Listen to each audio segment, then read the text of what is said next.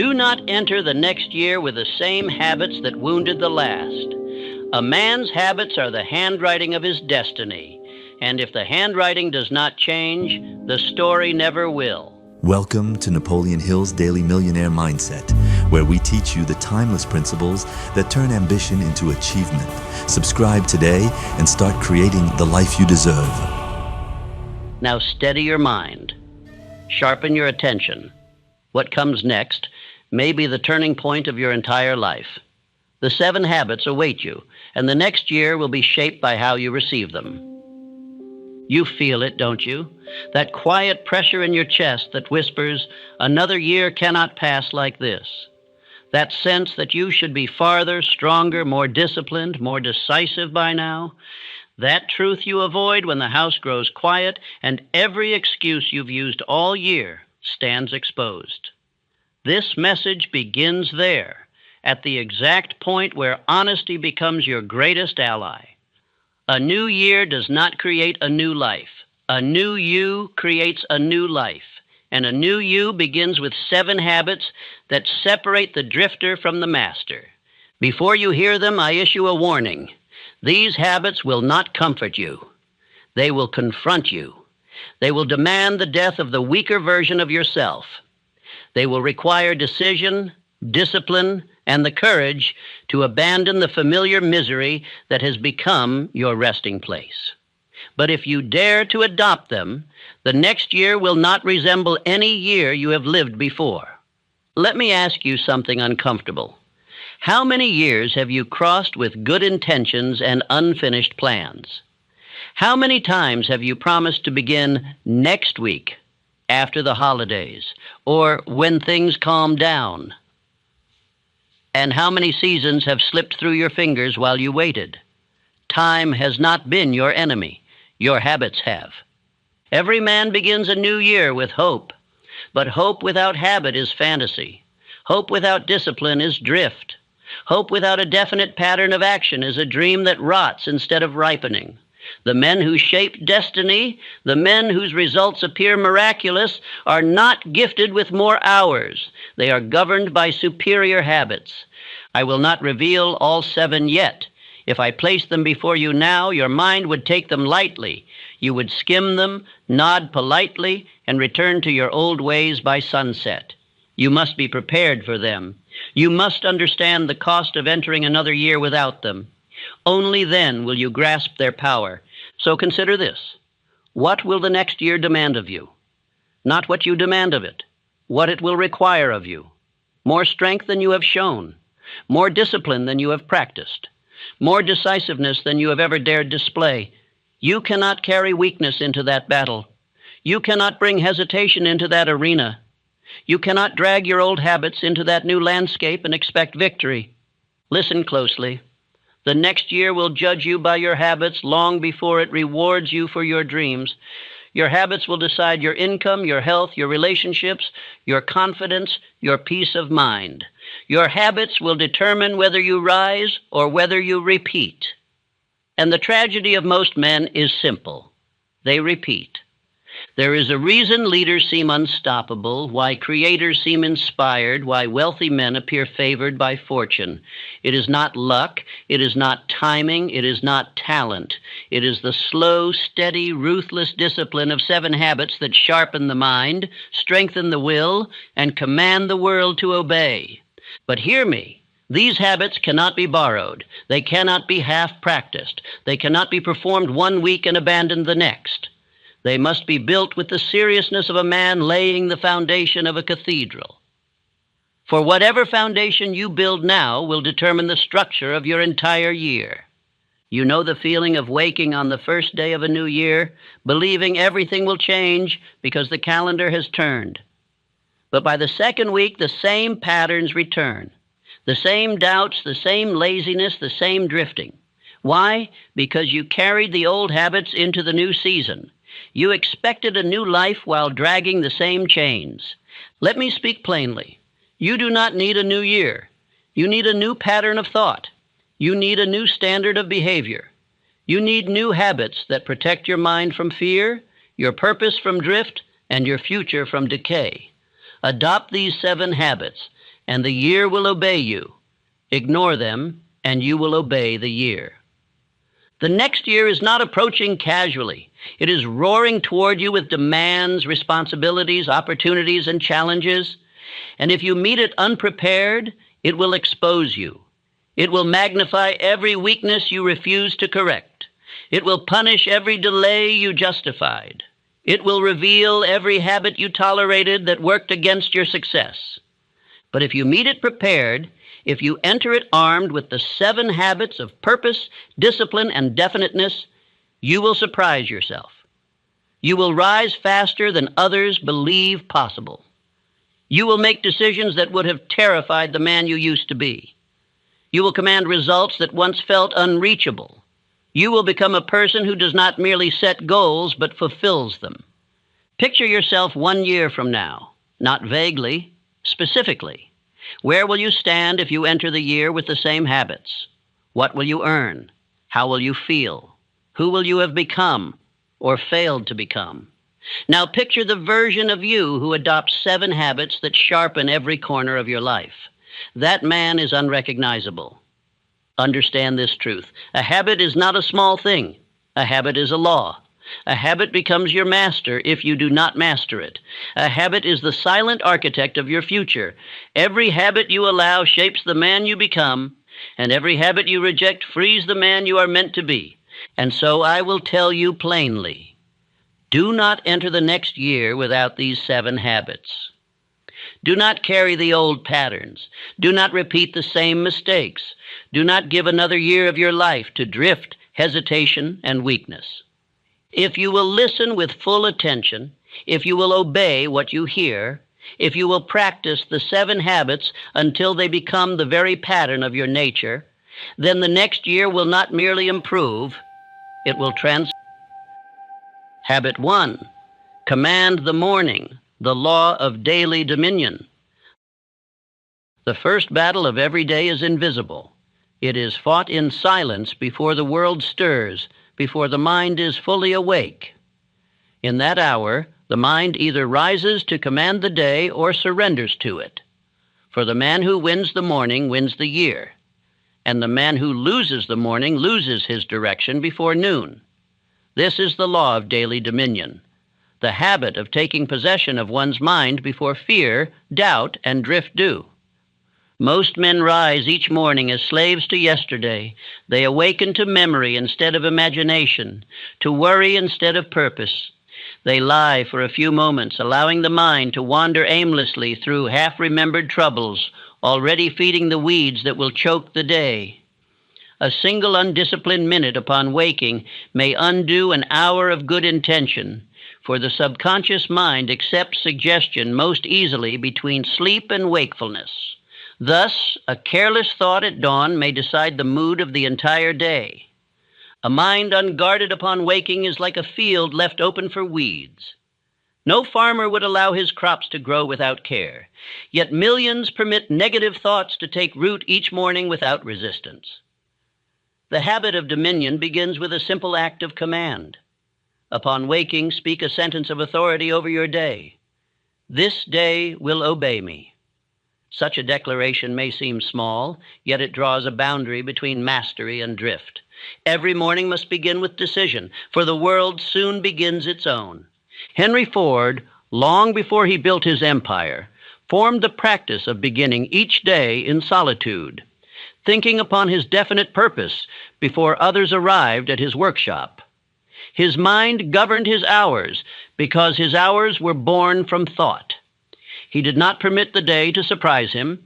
He met it as a general meets his army, with plans laid and victory assumed. His subordinates often remarked that he seemed to carry a calm certainty into every meeting, as if his mind had already decided what others were still debating. That calmness was not accident. It was the fruit of morning discipline. The morning is the doorway between worlds. In the hours before sunrise, infinite intelligence whispers instructions to those who are still enough to hear. It is the sacred time when the conscious mind has not yet closed the gates against inspiration. Many great inventions, discoveries, and inspirations were born at dawn. Edison often kept a pad near his bedside to capture ideas that came between sleep and waking, understanding that the mind, uncluttered by distraction, is most obedient to imagination at that hour. The law of controlled attention demands that one fix the mind upon the definite chief aim before the world intrudes. If the mind is not aimed, it will be scattered. If it is not commanded, it will be enslaved. Therefore, make it a habit each morning to direct your thoughts as a captain steers his ship toward the harbor of purpose. Begin not with worry, but with direction. Write, if only a few lines. My purpose is clear. My faith is steady. My day shall serve my aim. The act of writing strengthens the bond between mind and intention. It teaches the hand to become the servant of thought and the thought to become the master of life. A day unclaimed by purpose becomes property of drift. Many complain that their hours are consumed by trivial demands, yet they forget that each morning they surrender those hours without a fight. When one awakens without command, the day belongs to every other man's plan. Telephone calls, letters, gossip, and interruptions seize control of what should have been the working material of greatness. Those who achieve mastery begin each morning in silence, deciding what they shall allow, what they shall reject, and what they shall create. Consider Thomas Edison again. While others spoke of fatigue, he spoke of fascination. He treated every morning as a fresh opportunity to discover a new secret of nature. He once said that ideas visit only the man who is awake to receive them. For years he labored through endless nights, but his real preparation for invention began at dawn, when he renewed his mental command over the day's experiments. The light bulb was born not merely from wire and glass, but from the disciplined habit of daily thought. Every man must learn to awaken not as a creature of circumstance, but as a creator of circumstance. The moment of rising should be the moment of possession. Let the first words uttered each day be words of creation. Gratitude for the breath of life, affirmation of faith, decision for purpose. Say within yourself, I rise before my doubts awaken. I think before the world thinks for me. I begin before I am ready. These words, repeated daily, become commands engraved upon the subconscious mind, and soon they express themselves in outward habit and visible strength. It is not enough to wake early. One must wake consciously. There is no virtue in rising before the sun if the mind remains asleep in confusion. The purpose of early rising is not to impress others, but to impress the mind with order. The first 15 minutes of thought determine the mental weather of the day. The man who begins with order soon acts with power. The man who begins with complaint soon ends with failure. A wise man once said, "The morning is the mirror of the mind. Look into it with gratitude, not with gloom." Andrew Carnegie, when asked the secret of his composure during times of great industrial strain, replied that he began every morning with a mental inventory of blessings. He would recall the opportunities before him, the loyal men beside him, and the larger purpose that drove his empire. Gratitude sharpened his judgment and steadied his temper. By commanding the morning with faith, he ruled his day with calmness that others mistook for luck. Gratitude and planning, joined together at dawn, built his fortune brick by brick. Let each morning begin with 2 acts, remembrance and rehearsal. Remembrance of your purpose, why you labor, why you believe, why you endure. Rehearsal of the steps required to advance that purpose through the hours ahead. This dual process of faith and foresight awakens the faculties of imagination, reason, and willpower. And these 3 combined form the creative trinity of success. The man who plans his hours in the light of his purpose seldom wastes them in trivial pursuit. The habit of written intent is more than a practice. It is a discipline of power. When you write your purpose each morning, even if it be 1 paragraph, you strengthen the bridge between thought and action. The hand that writes teaches the heart to obey.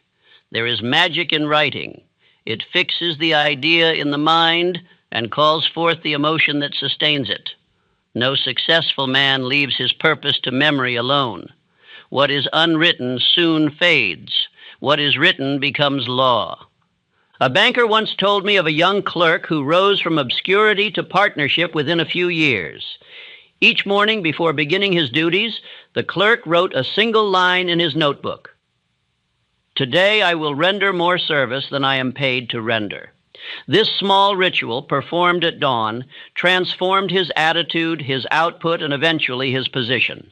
The habit of commanding his intention before labor began lifted him above those who merely waited for orders. Life soon rewarded his initiative with opportunity. In the early hours, the mind is clay, soft, and ready for impression. That which you impress upon it first shall harden as the pattern of the day.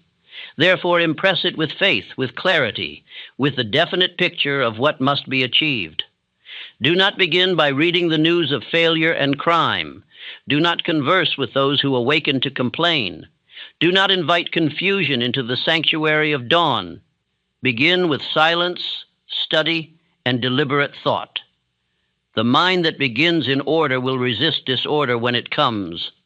The principle of the morning extends beyond the hour itself. It teaches that every beginning must be seized with boldness. As a day begins, so begins a project, a business, a relationship, a year. The spirit of command exercised at the start becomes the spirit of mastery that endures to the end. Therefore, the law of daily dominion is also the law of all beginnings. Whatever is started in hesitation will proceed in confusion, but whatever is begun in faith will unfold in harmony. When fatigue or discouragement tempt you to neglect your morning ritual, remember that habit itself will soon carry you forward. The law of cosmic habit force will make your morning command automatic, but only after repetition has burned it into the fabric of your nature. Continue for 30 days without interruption, and you will discover that the body rises almost of its own accord, eager for the strength that follows mastery. Soon the thought of beginning the day without this ritual will feel as unnatural as beginning without breath. Great leaders of history were men of morning discipline. Napoleon Bonaparte planned his campaigns before dawn. Abraham Lincoln, even amid the burdens of war, spent the first hours reading Scripture and reflecting upon duty. Their strength was not found in circumstance, but in structure, in the deliberate ordering of their minds before facing the confusion of men. The power that guides nations is the same that must guide the individual, the power of mental dominion. Let no man believe that his failures are caused by luck, while his mornings are wasted. Fortune favors the mind that greets her early. Opportunities visit the prepared. The habit of commanding the morning trains the subconscious mind to expect success, to notice openings invisible to others, and to act with calm assurance when the moment arrives. There is no mystery here, only law. The world does not grant its treasures to the weary of will, but to the watchful of mind. The practice of morning dominion requires 3 simple instruments: solitude, silence, and system. Solitude to hear one's own thoughts without interference. Silence to receive the whisper of infinite intelligence. System to ensure that thought becomes action. The man who possesses these 3 will not wander through the day as a beggar for direction. He will move with the quiet authority of one who has already conferred with his own higher counsel before the day began. If you would test this law, begin tomorrow. Rise 30 minutes earlier than habit, before the world intrudes. Sit in silence. Write your definite chief aim in clear, commanding language. Speak it aloud as if addressing an army within your mind. Then list the 3 acts by which you will advance that aim today. Commit them to memory. Give thanks for the strength to perform them. Then, without delay, begin.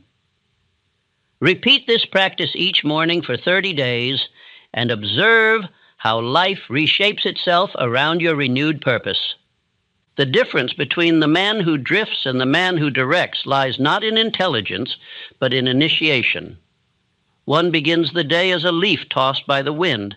The other begins as the wind itself. One waits for mood, the other creates motion. The first habit of success is thus not external, but internal. It is the art of assuming control at the smallest point of time, the dawn, where destiny first awakens. Remember always, procrastination is born before noon. When the morning is won, delay dies unborn. The man who begins before he is ready discovers that readiness was waiting for him just beyond hesitation. Decision practiced at dawn becomes confidence at midday and achievement by nightfall. This is why men of purpose seem tireless, because they do not begin each day by debating whether to begin. Each morning carries within it a choice, to rise in command or to rise in complaint. The first builds power, the second drains it. Life bends toward the man who greets it with direction. The law of daily dominion is the foundation of every other habit that follows, for without it, all other disciplines are built upon sand. To command the morning is to sign your name upon the hours ahead, declaring ownership of your fate. Let the words of this law be fixed firmly in the heart. I rise before my doubts awaken. I think before the world thinks for me. I begin before I am ready. My morning obeys me, therefore my life obeys me. When this habit becomes law within the soul, procrastination dies before noon, drift loses its grip, and the day unfolds as a faithful servant to its master. And when the day obeys, the year follows. For the man who governs his mornings learns that the true battlefield of destiny is not the clock but the mind, and that every sunrise is an invitation to command his own creation. Habit 2. Guard the gates of the mind, the law of mental diet. No man can build a palace upon the foundation of decay, nor can he build a great life with a polluted mind. The thoughts you permit to enter your mind are the raw materials from which destiny shapes its pattern. Every word you hear, every image you see, every emotion you tolerate becomes a brick in the structure of your future. The mind feeds as surely as the body does. And like the body, it can grow strong or sick according to what it consumes. The food of the mind is thought, and the atmosphere it breathes is influence. Guard carefully the gates through which ideas enter, for what enters repeatedly will soon seek to rule. The weak feed on gossip and complaint, the strong feed on truth, faith, and purpose. There exists a silent law of nourishment. Just as a man becomes what he eats, he also becomes what he thinks. Thought, when repeated and believed, becomes flesh, habit, and circumstance. Therefore, control of one's mental diet is the first proof of self-mastery. What the mouth eats affects the body. What the mind consumes affects the soul. The principle of autosuggestion is impartial. It serves the master or the slave. Negative talk, self-pity, criticism, and complaint hypnotize failure into being just as surely as positive suggestion builds faith. The subconscious mind, like fertile soil, grows both weeds and wheat with equal vigor. Whatever seed is planted most often, the earth accepts without question. A man who listens daily to the fears of others will soon inherit them. The stories he allows to dwell in his imagination will shape his own experience. A friend's anxiety, repeated long enough, becomes his own. For energy follows attention, and attention repeated becomes belief. Therefore, to guard the gates of the mind is to protect the invisible machinery of destiny itself. Thomas Edison once said, "I have no time for impossibilities." Those 5 words formed the fence that protected his imagination. He refused the company of doubters, not because he despised them, but because he valued his vision more than their opinion. He understood that association is a form of thought nutrition, and that a single discouraged remark can poison the enthusiasm of a week. Every man must decide whose voice he allows to echo within him. When you listen to complaint, you join its chorus. When you absorb envy, you inherit its misery. When you entertain gossip, you weaken the will. But when you listen to courage, faith, and determination, your mind strengthens itself through resonance. The soul feeds on whatever it admires. The world is filled with the 6 ghosts of fear: poverty, criticism, ill health, loss of love, old age, and death. These fears roam the streets seeking open minds. They enter quietly through idle conversation, printed words, and careless observation. They need no permission, only attention. But once you cease to feed them, they starve and die in silence. If a man wishes to rise above mediocrity, let him choose his companions and his content with as much care as a merchant chooses gold. Do not allow your mornings to begin with the talk of defeat or the news of crime. Feed your mind instead with 1 page of truth, 1 thought of gratitude, 1 clear recollection of your definite chief aim. The body may live on bread. The mind requires faith. Charles M. Schwab, the great steel executive, was once asked how he maintained his enthusiasm amid enormous pressure. He replied that he began and ended each day by reviewing his victories and repeating his goals aloud. "It reminds me," he said, "of what I fight for." That ritual was his mental diet. It sustained him when markets wavered and rivals plotted. The man who feeds his mind with courage sees opportunity where others see difficulty. The man who feeds on complaint finds disaster where others find challenge. The diet determines the digestion, and digestion determines the energy of action. Thoughts are meals. Beliefs are strength. Every word heard is either fuel or poison. You cannot drink from the well of faith and the sewer of fear at the same time. Choose one. When faith fills the mind, fear departs for lack of space. When gratitude fills the heart, envy withers. When purpose occupies attention, distraction dies of starvation. Life, like nature, rewards balance, and balance is achieved only by deliberate choice. Imagine a man who walks through a garden each day yet never weeds it. At first, only a few thorns appear. He thinks them harmless. A week passes, then a month. The flowers shrink, the weeds grow strong, and by the time he notices, the beauty is strangled. So it is with thought. A single neglected doubt may seem small, but repeated often enough, it suffocates belief. The practice of guarding the mind is not a single act, but a constant vigilance. Every conversation, every book, every song, every image must be examined through one question: does this strengthen my faith or weaken it? If it strengthens, welcome it. If it weakens, reject it. The mind is sacred ground. Not all travelers deserve passage. Many years ago, I met a salesman whose success was unmatched in his company. When asked for his secret, he said, "I never let anyone talk failure to me before noon." He explained that his morning hours were devoted to building belief, reviewing affirmations, and visualizing success. "By the time they start complaining," he said, "I am already sold on victory." He had mastered his mental diet. Your environment may not always be chosen, but your focus always can be. The wise man carries his atmosphere within him. When surrounded by fear, he remembers faith. When among the bitter, he recalls gratitude. He selects his thoughts as an artist selects colors, refusing to paint failure upon the canvas of the mind. Do not underestimate the power of repetition. The same thought, entertained often enough, becomes law within the subconscious. Repetition is the food of belief. Therefore, speak to yourself daily words that sustain life. I am capable. I am guided by law. I am surrounded by opportunity. My faith is stronger than my fear.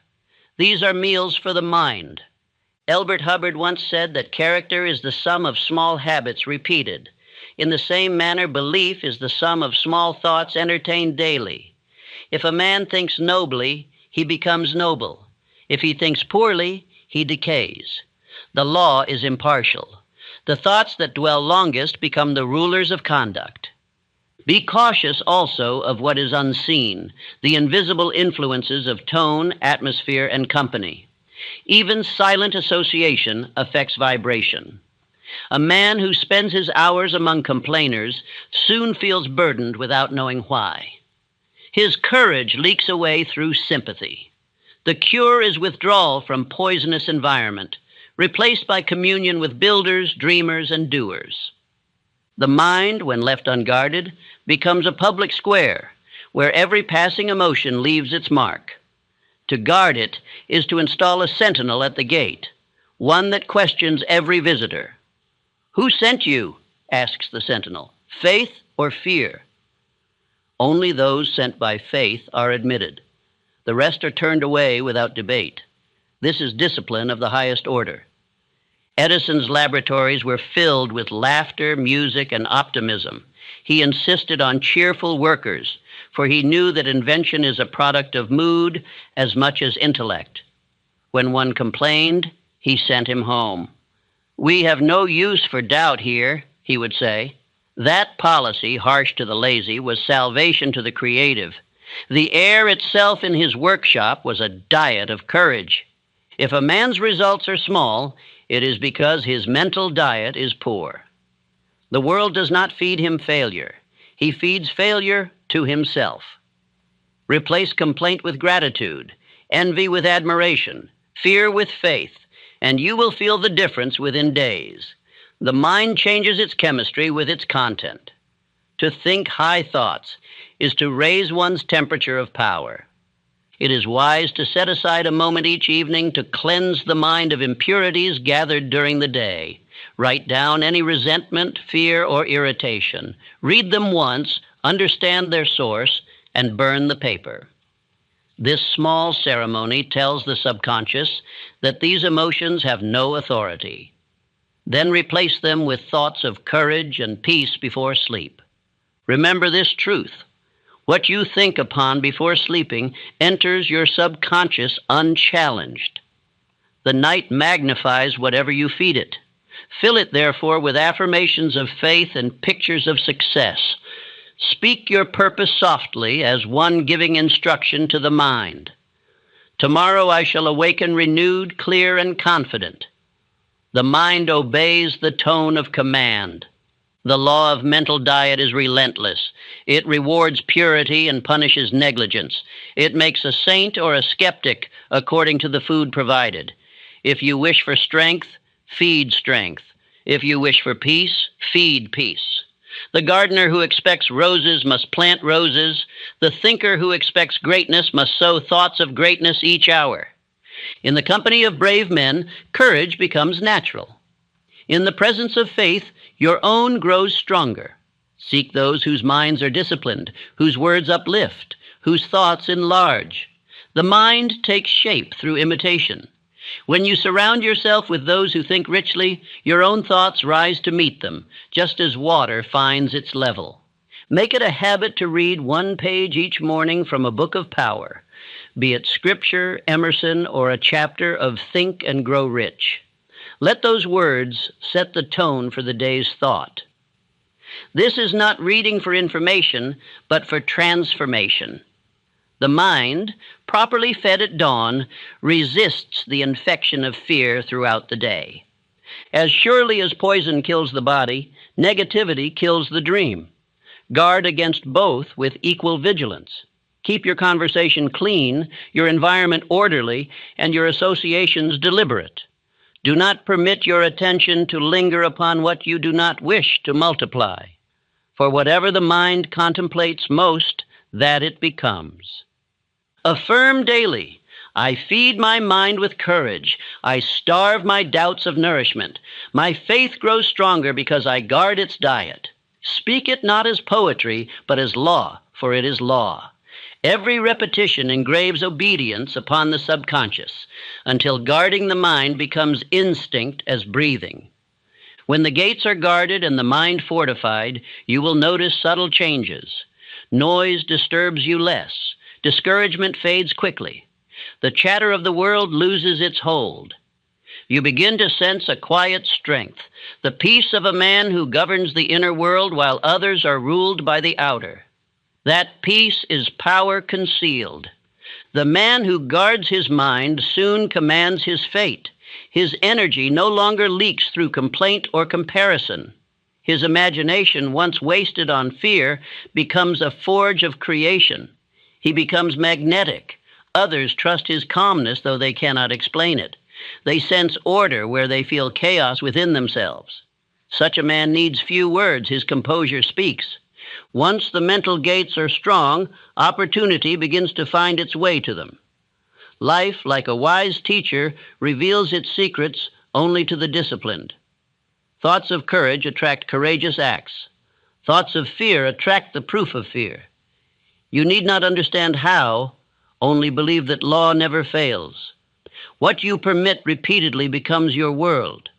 Therefore, keep the gates of your mind as you would guard a treasure. Let nothing small, bitter, or cowardly pass. Protect your faith as a king protects his crown.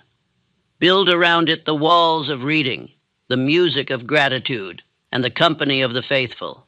In time, your very presence will nourish others, for men feed upon the atmosphere of those who think rightly.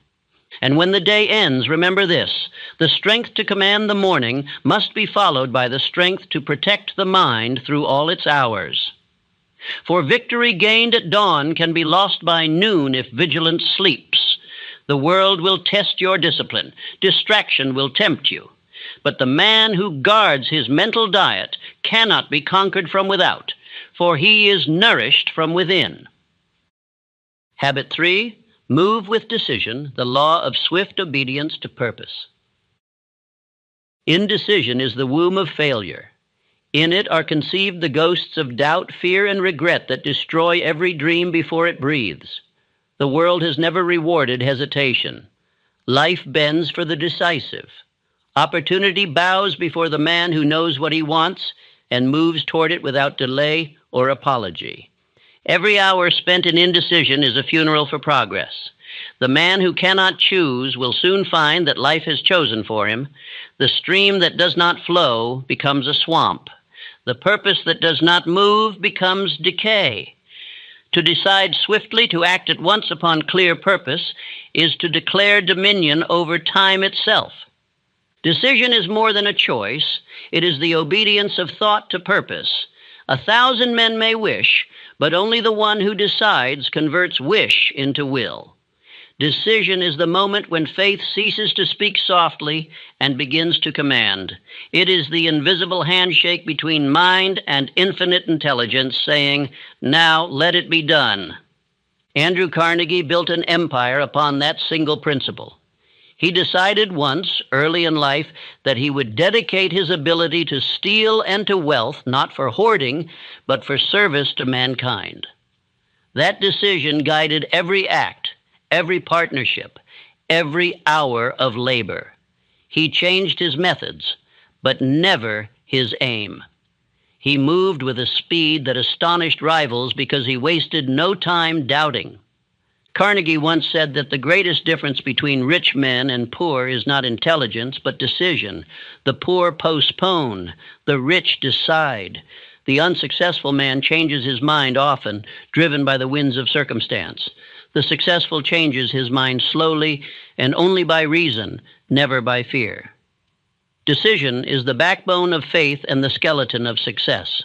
One of the most costly tragedies in the history of human ambition is the story of R.U. Darby, who quit digging for gold when he was but 3 feet from the vein. He had invested time, energy, and faith. But when discouragement whispered, he listened. His indecision buried his fortune. Another man who bought the abandoned claim struck the gold Darby had left behind. Decision is always the line between loss and legacy. Darby's failure was not ignorance, it was hesitation. Later, as an insurance salesman, he learned from his mistake. He decided that he would never again stop because of difficulty, and in that resolve, he made more than he had ever dreamed possible. His earlier loss became tuition for the law of persistence, but persistence cannot begin without decision. The world fears the decisive man because he exposes the indecision of others. His speed offends their caution. His faith condemns their doubt. But while they hesitate, he acts. While they analyze, he advances. Fortune, like a shy woman, does not linger for the uncertain. She yields to the bold. When you study the lives of inventors, generals, and statesmen, you will find that their success was born not of perfection, but of promptness. Edison failed thousands of times, yet each failure was followed by immediate adjustment, never delay. Napoleon Bonaparte won empires because he decided faster than his enemies could deliberate. Henry Ford's insistence on the 8-cylinder motor was decision in defiance of impossibility, and his engineers obeyed until it worked. The difference between decision and impulse is purpose. Decision arises from a definite chief aim. Impulse arises from emotion. The first is controlled fire. The second is wildfire. The decisive man studies once, acts once, and never looks backward. The impulsive man studies forever, acts never, and wonders why time mocks him. To decide quickly is not to act rashly. It is to act in harmony with faith. Decision is spiritual alignment, not recklessness. It is the confident cooperation with law. When a man decides, he sends forth a signal through the unseen realm. Infinite intelligence organizes circumstance around that act. Delay confuses the forces of creation. Decision directs them. A salesman once told me that his income doubled when he stopped saying, "I'll think about it," and began saying, "I'll do it now." The shift seemed small, but it released the power of action. He discovered that ideas, when delayed, lose their heat, but when acted upon instantly, they ignite opportunity. Decision is the spark that keeps desire aflame. In every moment of hesitation, the imagination works against you. It begins to picture what could go wrong instead of what must go right. The longer one waits, the stronger fear becomes. Action breaks the spell. A single movement toward purpose is stronger than 1,000 arguments with doubt. The man who acts while others question will always lead.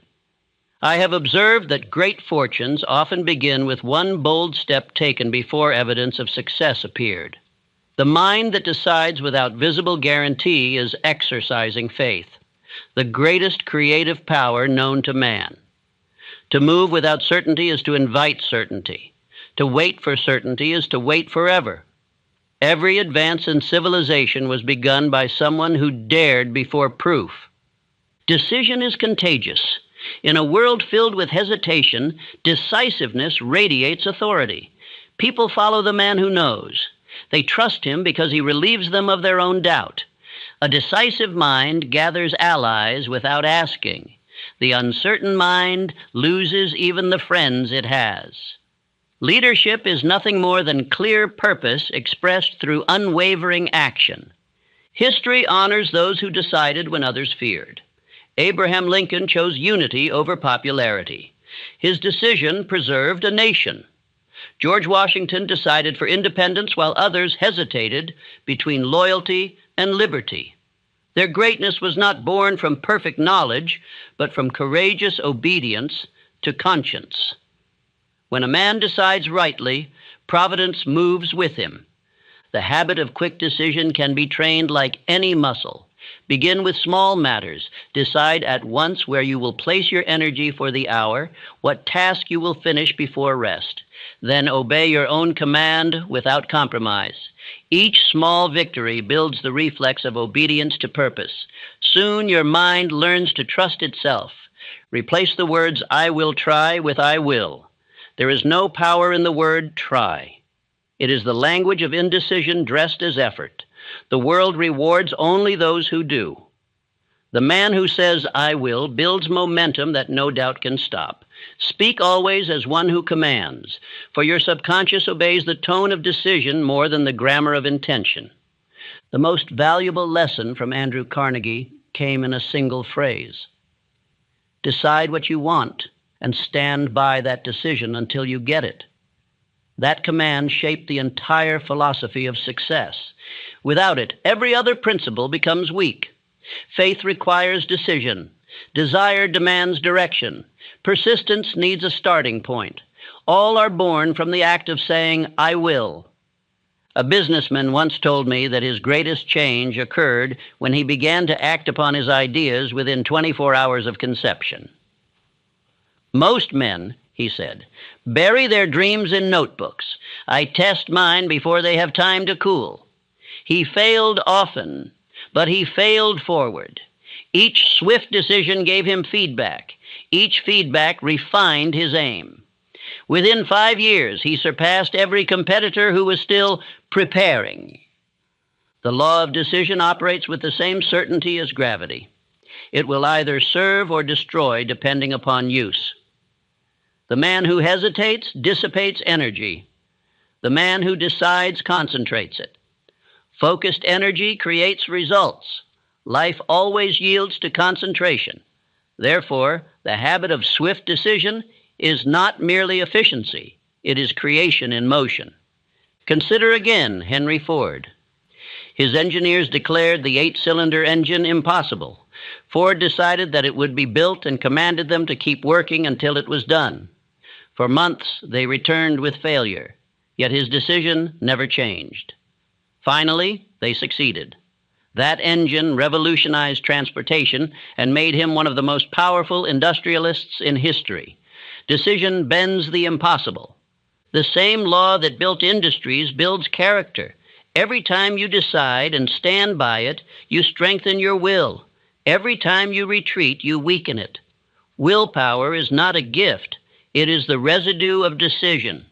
Each resolved moment becomes a stone in the wall of confidence until hesitation can no longer find a door. A farmer who plants no seed because he fears a storm will never reap a harvest. Decision is the act of planting despite uncertainty. The soil of life is never perfect, yet it rewards those who sow while others debate. Waiting for ideal conditions is a disguise for fear. The man who decides to act today will find that conditions improve under the hand of movement. It is written that faith without works is dead. So too, desire without decision is decay. 1,000 dreams die in men who could have lived gloriously had they chosen sooner. Regret is the graveyard of undecided intentions. The man who walks among his old possibilities and whispers what if is haunted by his own refusal to act. When you hesitate, life assumes you are satisfied. It brings you no more. The universe abhors indecision. Nature rewards motion. It despises stagnation. Rivers carve valleys by moving. Seeds break shells by pressure. Men grow by doing. He who delays movement forfeits growth. Decision, however small, is the motion that summons destiny. The subconscious mind responds to decision faster than to prayer without action. Prayer asks, decision commands. The two together create miracles. Decide, then ask for strength to maintain that decision. The answer comes not in lightning, but in ordered circumstance. Men call it luck. It is law obeyed. Observe your own habits. How many opportunities have you lost, not by rejection, but by hesitation? How many relationships, ventures, or discoveries died because you waited for permission from life? The decisive man never asks for permission. He assumes authority over his own path. The timid wait for proof of safety. The brave move and create it. If you would become decisive, study the lives of those who acted when others doubted. Observe how the world rearranged itself around their certainty.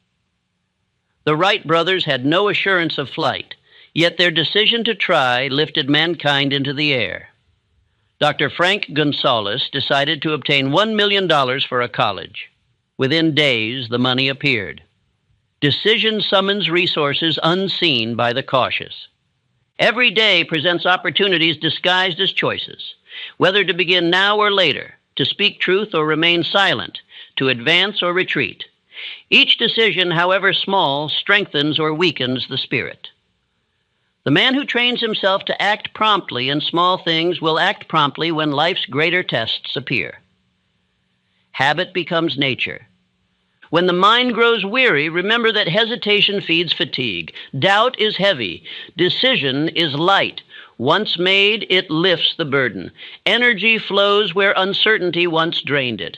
A man may be physically tired, but spiritually renewed by a single act of decision. Nothing restores vitality faster than direction. The decisive man appears favored by fortune because he harnesses a law others ignore. His speed attracts opportunity. His courage inspires trust, and his results multiply. Those who linger call him lucky, but luck is merely decision rewarded. Providence loves movement. Every law of nature, growth, momentum, attraction, responds to decision as to command.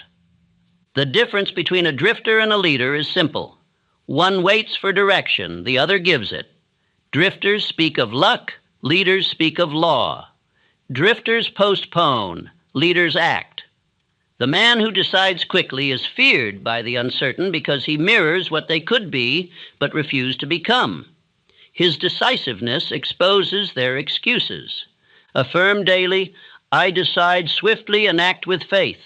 The world moves for the man who moves without hesitation. Say it until it feels like truth, and soon your actions will obey. Repetition builds reflex. Reflex becomes nature. Nature becomes destiny. The habit of decision, practiced faithfully, transforms weak intention into irresistible command. To decide is to cut off retreat. The word itself comes from the Latin decidere, to cut away. When you decide, you cut away doubt, delay, and distraction. You leave only forward. Burning bridges is not recklessness when the shore behind you leads to mediocrity. It is wisdom. Many never succeed because they keep one foot in the past. The man who has mastered decision moves with serenity. He no longer debates each impulse. His inner law is established. He acts, knowing that correction is easier than creation delayed. His calmness under pressure is mistaken for genius, but it is simply habit, obedience to purpose without hesitation. Such men are rare, and their rarity is their power. There will be times when the path ahead is unclear. In those hours, decide to keep moving. Movement itself reveals the road. A ship's rudder works only when the vessel is in motion. Likewise, guidance comes to the moving mind. Infinite intelligence assists the active, not the idle. Action is the proof of faith. The man who learns to decide swiftly becomes master of time. He accomplishes in 1 year what others plan for 10. His progress seems miraculous, but it is arithmetic. Each decision saving days, each delay stealing them. Decision compounds like interest. A single year of decisive living equals a decade of hesitation. Therefore, train yourself to act at once when purpose is clear. Make decision a reflex of faith. Trust that the same law which guides the stars will guide your steps once you move. Refuse to drift. Refuse to defer. Refuse to die waiting. Act now. Move swiftly. Decide once and completely. When a man learns to decide, he unlocks the gate to every other power of the mind. Desire gains direction. Faith gains focus. Persistence gains fuel. The will becomes an engine, not a whisper. And from that moment, the world ceases to happen to him. He happens to the world. Decision opens the gate. Persistence guards it. The next law will teach how to remain unbroken when time tests your resolve. For decision begins the journey, but only the habit of persistence ensures that it ends in victory. Habit 4. Persist without mercy. The law of unbreakable continuance. Every man can begin. Few can continue. The world is filled with those who start in fire and end in smoke. They confuse enthusiasm for endurance, impulse for commitment, and emotion for faith. But true greatness belongs to the one who persists long after the excitement has gone, the one who keeps moving when the heart grows weary and the path grows dark. Persistence is the test that separates dreamers from creators. Every worthy purpose, every noble ambition demands proof of endurance before it yields its reward. The universe will not hand riches to a spirit that retreats at the first obstacle. It waits, it watches, and it asks the question silently to every soul: will you continue when the emotion is gone? Desire begins achievement, but persistence completes it. Desire sets the fire. Persistence keeps it alive. Faith builds the bridge. Persistence walks across it. No man ever stumbled into success. He persisted into it. Failure is the habit of quitting too soon. Success is the habit of going one more step when the average man stops. Thomas Edison made over 10,000 experiments before perfecting the electric light. When asked how he could endure so many failures, he replied, "I did not fail 10,000 times. I succeeded in proving 10,000 ways that would not work." That statement is the gospel of persistence. He did not treat obstacles as defeat, but as instruction. Edison's mind operated upon law. He knew that failure was never permanent unless accepted. Each apparent loss was a clue disguised. He did not seek inspiration. He obeyed necessity. Every morning he returned to his laboratory as a soldier returns to battle, not for glory, but for victory. Persistence was not his habit. It was his nature. The story of the little girl who demanded 50 cents from a hardened man is the simplest, purest example of persistence in motion. She refused to retreat, refused to cry, refused to argue. She merely stood her ground until the man surrendered. That child's faith defeated strength. She possessed what most adults lose, the courage to continue until success surrenders. Life pays the persistent in exact proportion to their endurance. The man who keeps striking the rock will one day break it, though he cannot tell which blow will be the final one. The tragedy is that most men stop one strike too soon. They walk away when success is standing just beyond the wall of one more effort. R.U. Darby learned this truth painfully. In the gold mine he abandoned 3 feet from fortune. His failure was not lack of equipment, but lack of persistence. Yet from that loss he learned the price of quitting. When he turned to insurance, he vowed never again to stop short of his goal. That vow transformed him into a leader in his field. The same law that punished him later rewarded him. Faith without persistence is merely hope. Hope waits, faith continues. Hope looks for signs, faith creates them. The man who persists proves that he believes. He does not pray for ease, but for endurance. He does not seek shorter paths, but stronger legs. Life respects such men. It opens its treasures to those who refuse to retreat. There comes a moment in every endeavor when enthusiasm cools and doubt whispers, "Perhaps this is not meant for you." That moment is the gate of destiny. Most turn back there and spend the rest of their lives explaining why they could not continue. A few push forward, and the gate opens to a world the quitter will never see. Persistence is the password. Charles M. Schwab once said that he succeeded because he refused to recognize obstacles. When he faced opposition, he smiled and continued. His smile was not ignorance, it was defiance. He had trained himself to meet delay with double effort. The law of persistence became the rhythm of his business, and it magnetized men to his leadership. Persistence is a matter of habit, not mood. No man feels like continuing when weary. No man enjoys repeating the same task after failure, but the persistent man acts not from mood, but from discipline. He obeys his purpose, not his emotion. Emotion fades, discipline endures. The body obeys habit long after the heart protests. Every adversity carries within it the seed of an equivalent benefit, but only persistence can water that seed. Defeat is never a signal to stop. It is merely an invitation to learn. Those who withdraw at the first sign of resistance miss the lesson and therefore the reward. Persistence turns defeat into education and education into power. Look at Abraham Lincoln. He failed in business, lost elections, suffered personal tragedy, and endured years of public ridicule. Yet through it all, he persisted. He did not win because he avoided hardship, but because he learned to outlast it. His greatness was not in his victories, but in his refusal to surrender to failure. The law rewarded him with immortality. The principle is universal.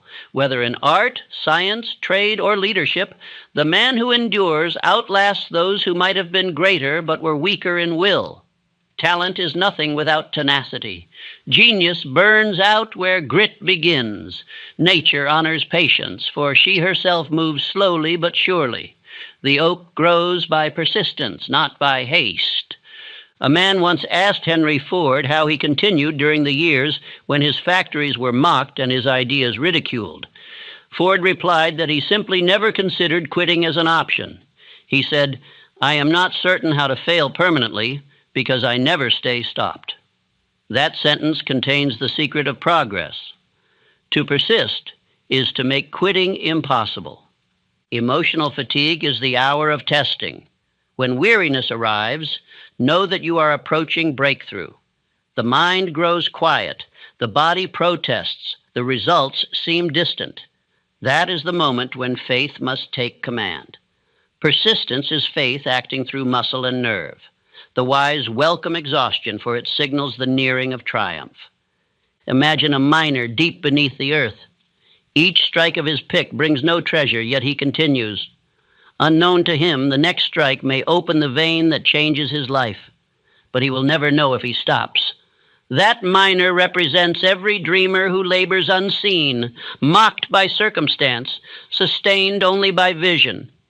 Persistence alone separates him from despair.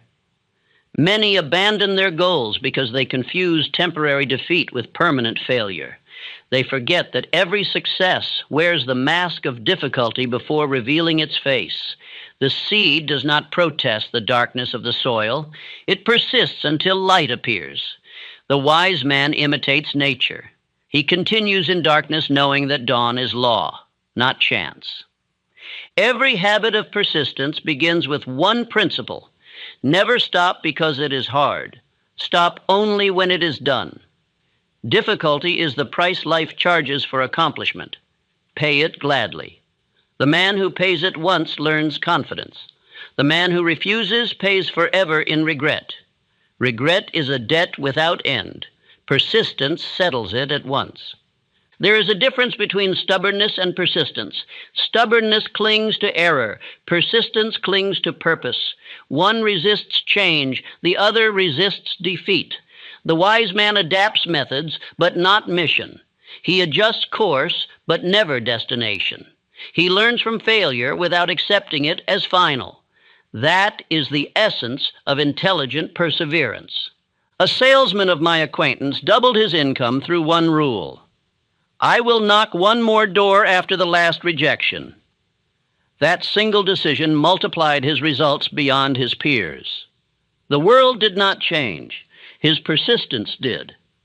Success often waits behind the last door most refuse to knock. Fortune hides her rewards behind repetition. Do not envy those who appear to progress faster. Envy only those who never stop. The race is not to the swift, but to the steadfast. Time magnifies effort. A single act repeated daily, like a drop of water, wears through stone. Persistence makes giants of ordinary men because it transforms effort into habit and habit into inevitability.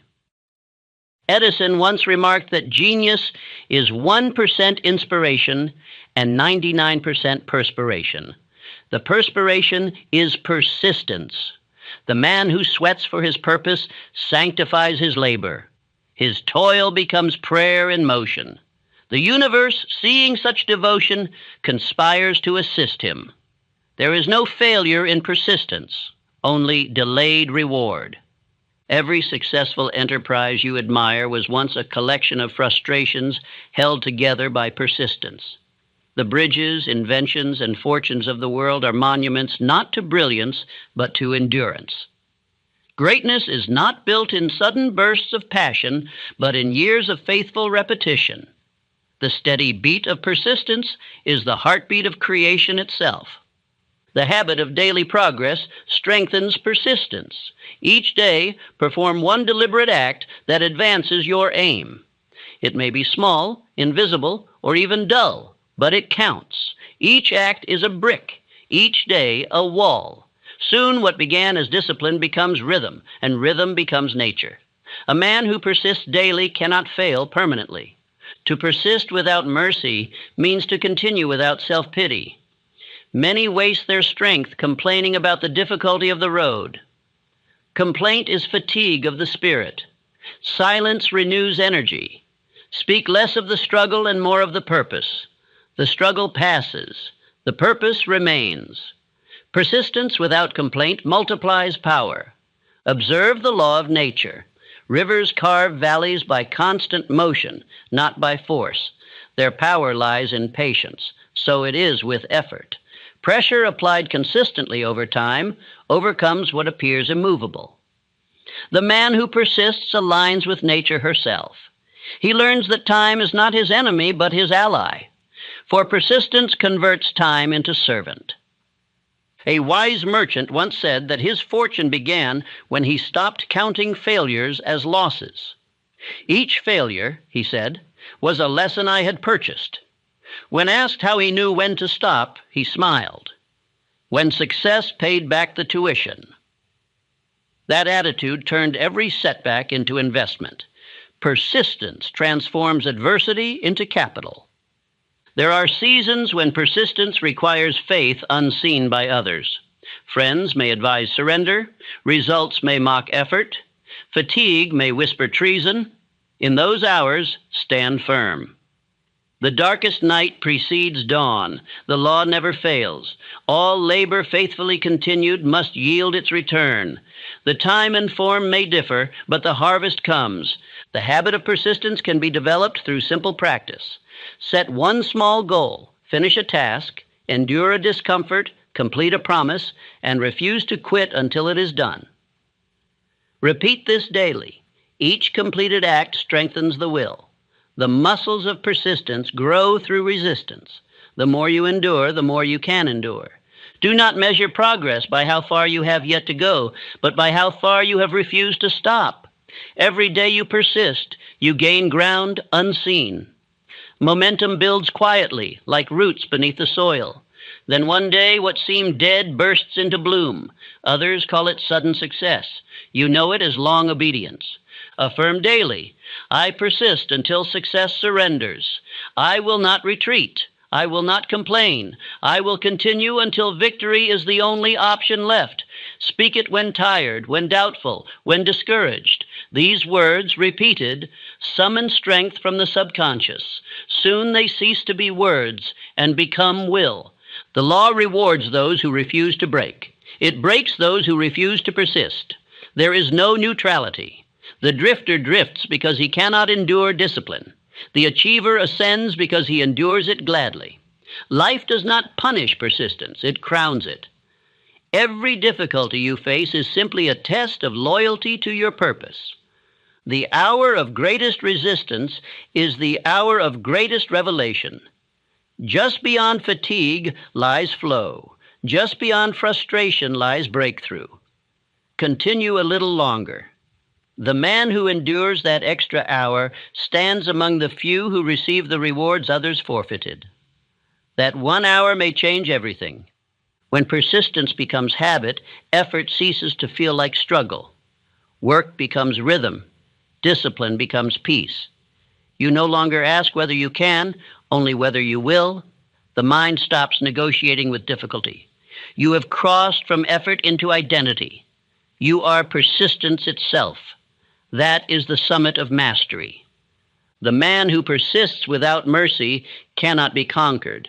He may be delayed, but never defeated. Circumstance bows before his endurance. The world admires him without understanding him, for his strength is inward. He has discovered the eternal truth, that success is not something you chase. It is something that surrenders to the one who refuses to stop. Persistence without structure is chaos. Thus, the next law must bring order to this power. For the will that endures must be guided by intelligent plan, lest it labor forever without aim. Endurance is strength. Organization is direction. Together they form the next step on the road to mastery. The law of intelligent order. Habit 5. Plan and prepare. The law of intelligent order. Faith without form is only a wish. Desire without direction is only heat without light. To transmute dream into reality, one must give it structure, an organized plan, definite in purpose and flexible in method.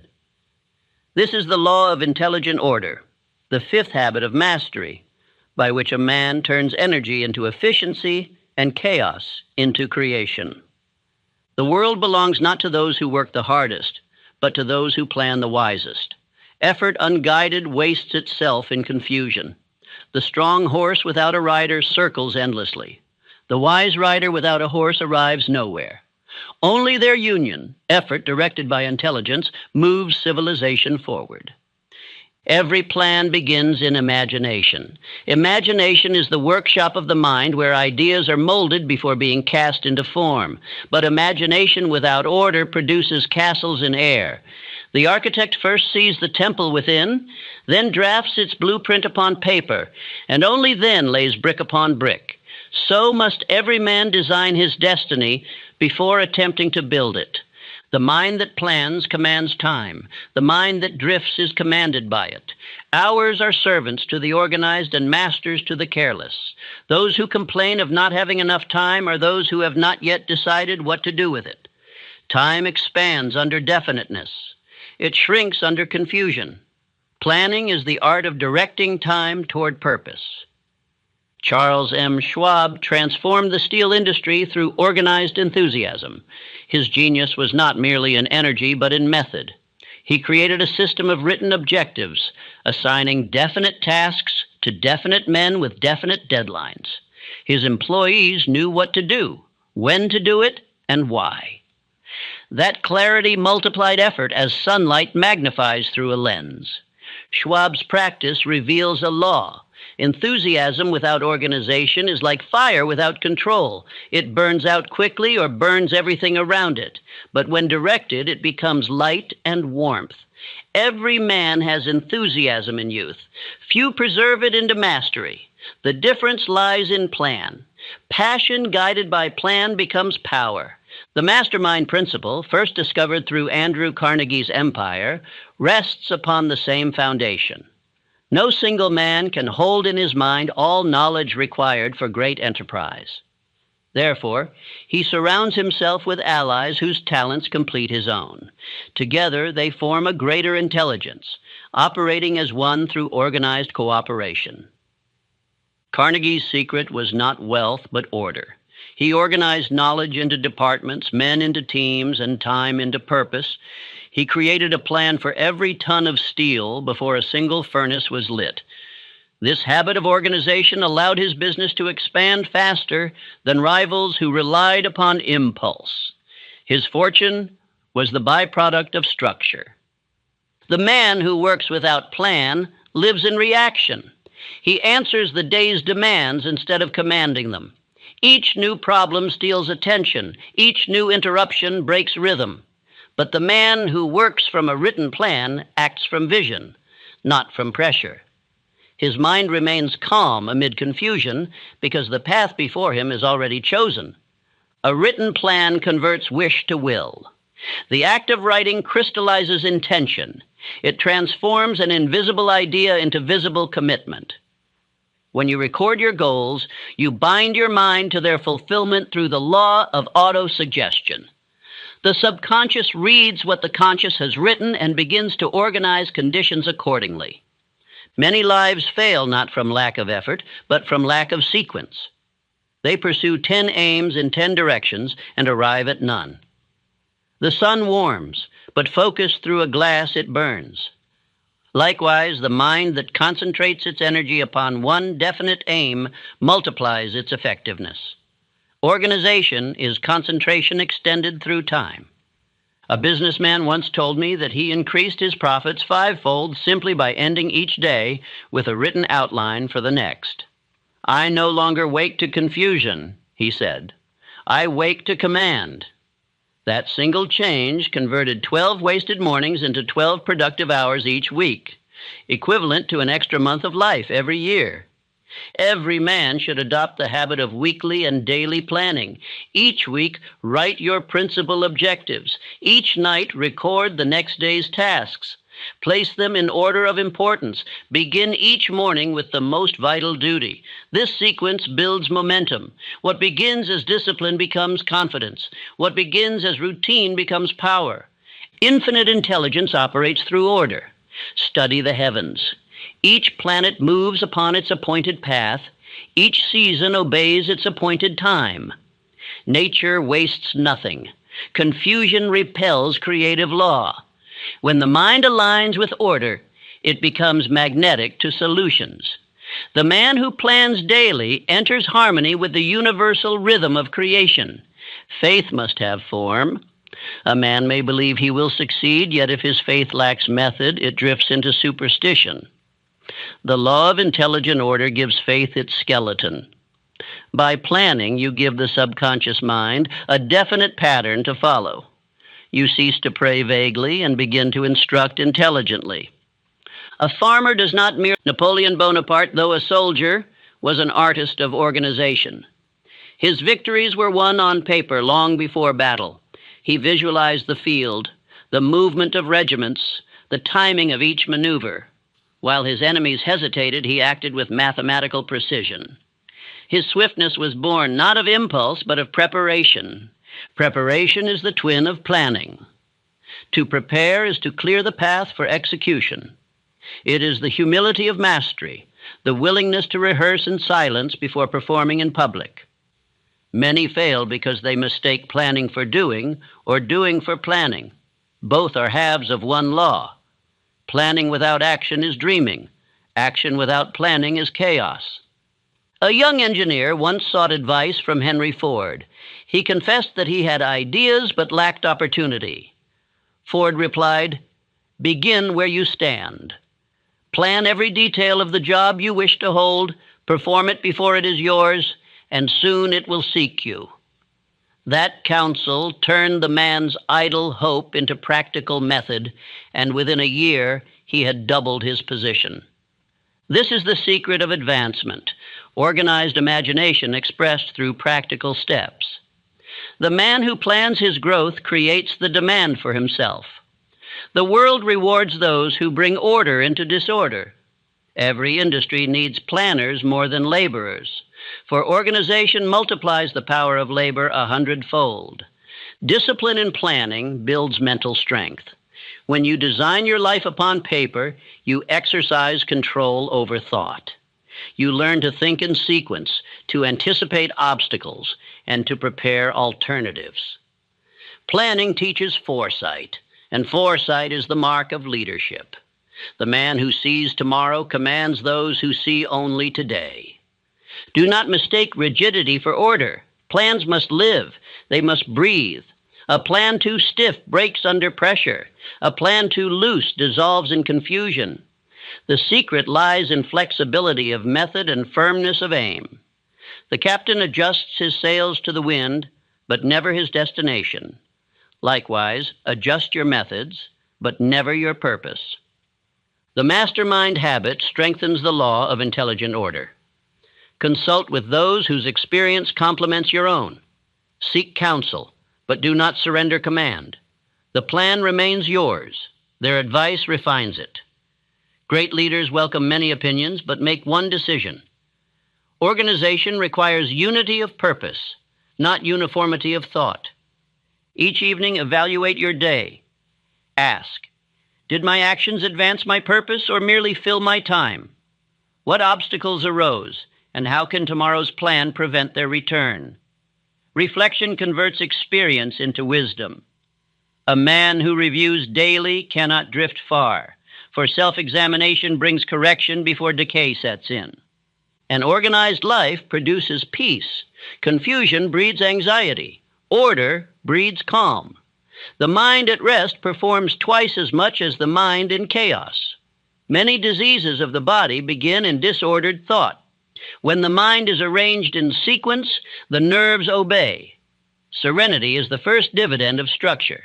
Success is the second. Do not wait for inspiration to plan. Inspiration follows planning as lightning follows storm. Begin to write your purpose and details will appear. Infinite intelligence moves through motion. Once the plan exists, unseen forces begin their work. Events, people, and opportunities align themselves around definite direction like iron filings around a magnet. When your plan meets delay, review it, but never abandon it without reason. Adjust your course as a sailor adjusts for wind, but remain true to your aim. The sea of circumstance changes daily. The compass of purpose must remain steady. Those who give up when the route changes never reach the destination. Adaptation is strength, not compromise. Every plan must include reward for service rendered. The universe deals in balance. To take without giving creates imbalance. To give without measuring leads to exhaustion. The law of compensation ensures that service multiplied returns multiplied reward. Build it into your plan. Give more than expected, and life will give more than asked. A powerful practice is the weekly mastermind meeting, a council of minds united in purpose. Each member presents his plan. Others offer refinement. The group becomes a living engine of improvement. Carnegie built his empire upon such councils.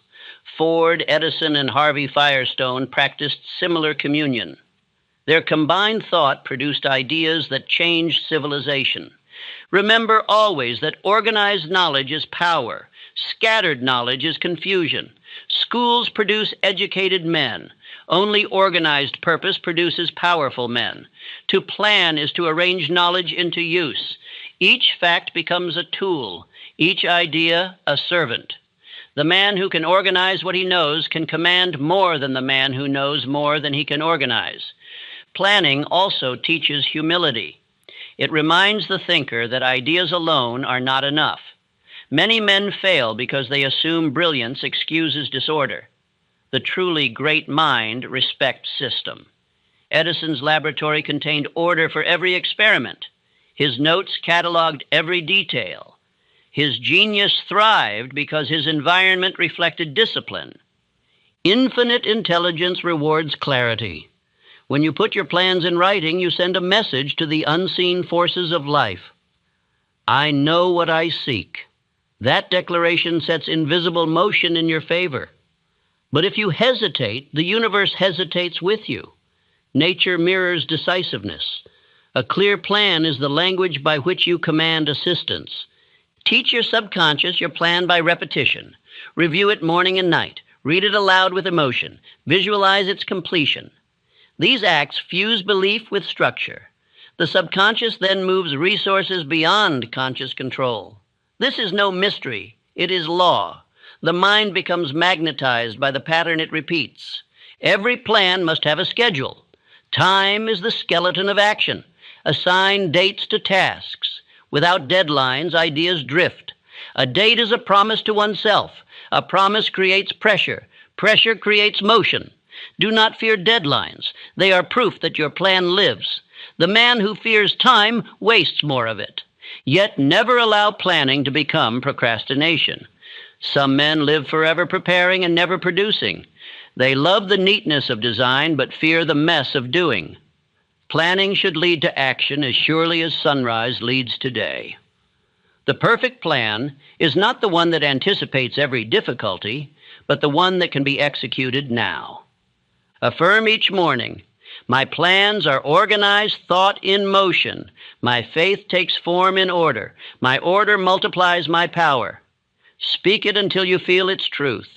Let it remind you that chaos is weakness, but order is strength.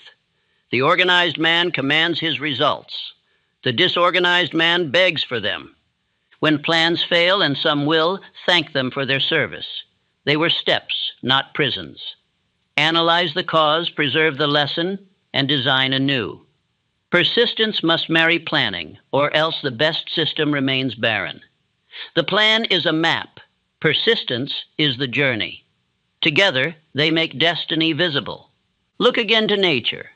The bee builds its hive with mathematical precision, each cell serving function. The spider spins its web according to geometry, each thread placed with foresight. The planets move in harmony, never colliding. Everywhere law governs motion. Should man, made in the image of intelligence, dare to live without order? When your life becomes organized, your reputation follows. Others begin to trust your word, your punctuality, your efficiency. Opportunities multiply, for the world seeks reliable men. Order in one's affairs is evidence of mastery. It declares silently, "Here stands a man who governs himself.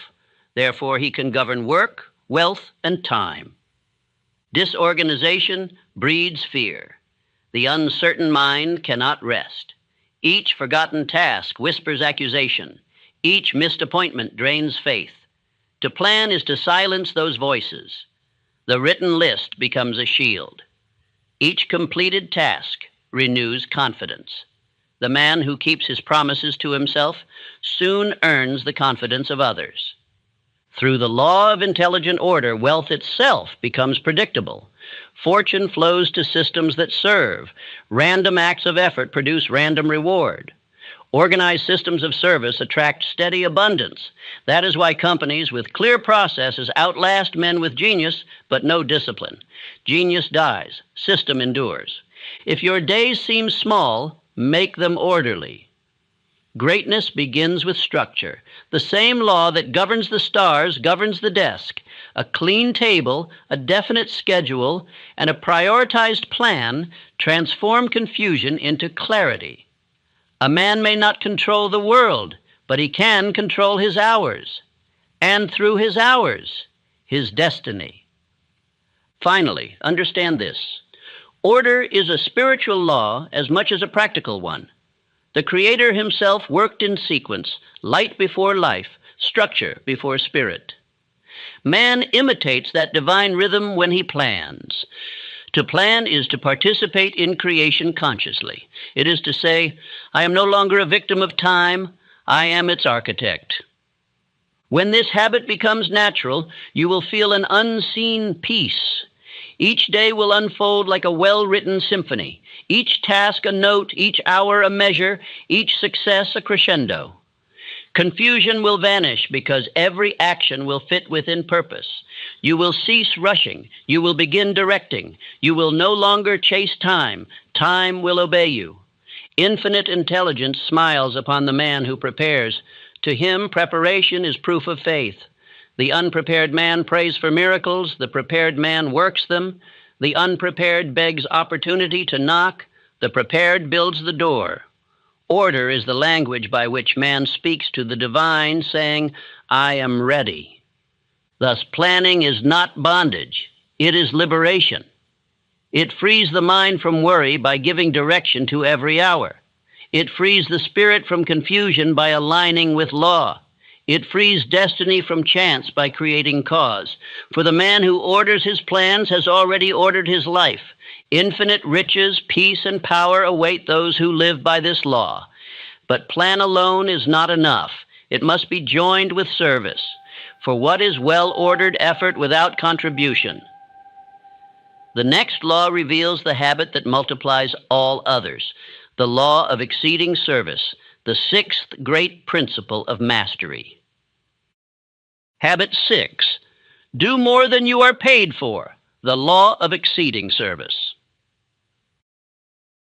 There is a law older than civilization, stronger than armies, and more certain than chance, the law that rewards service rendered in excess of pay received. The man who gives more than required becomes indispensable. Life, like a just master, keeps accurate records. It may delay payment, but it never forgets a debt of faithful service. The majority of men look upon labor as punishment. They give the least effort for the greatest pay and call it wisdom. But the wise see work as a privilege, the means by which invisible power expresses itself through visible service. The man who exceeds expectation invites the cooperation of that power, while the man who withholds it remains chained to mediocrity. Every employer, every market, and every destiny operates by the same law of compensation.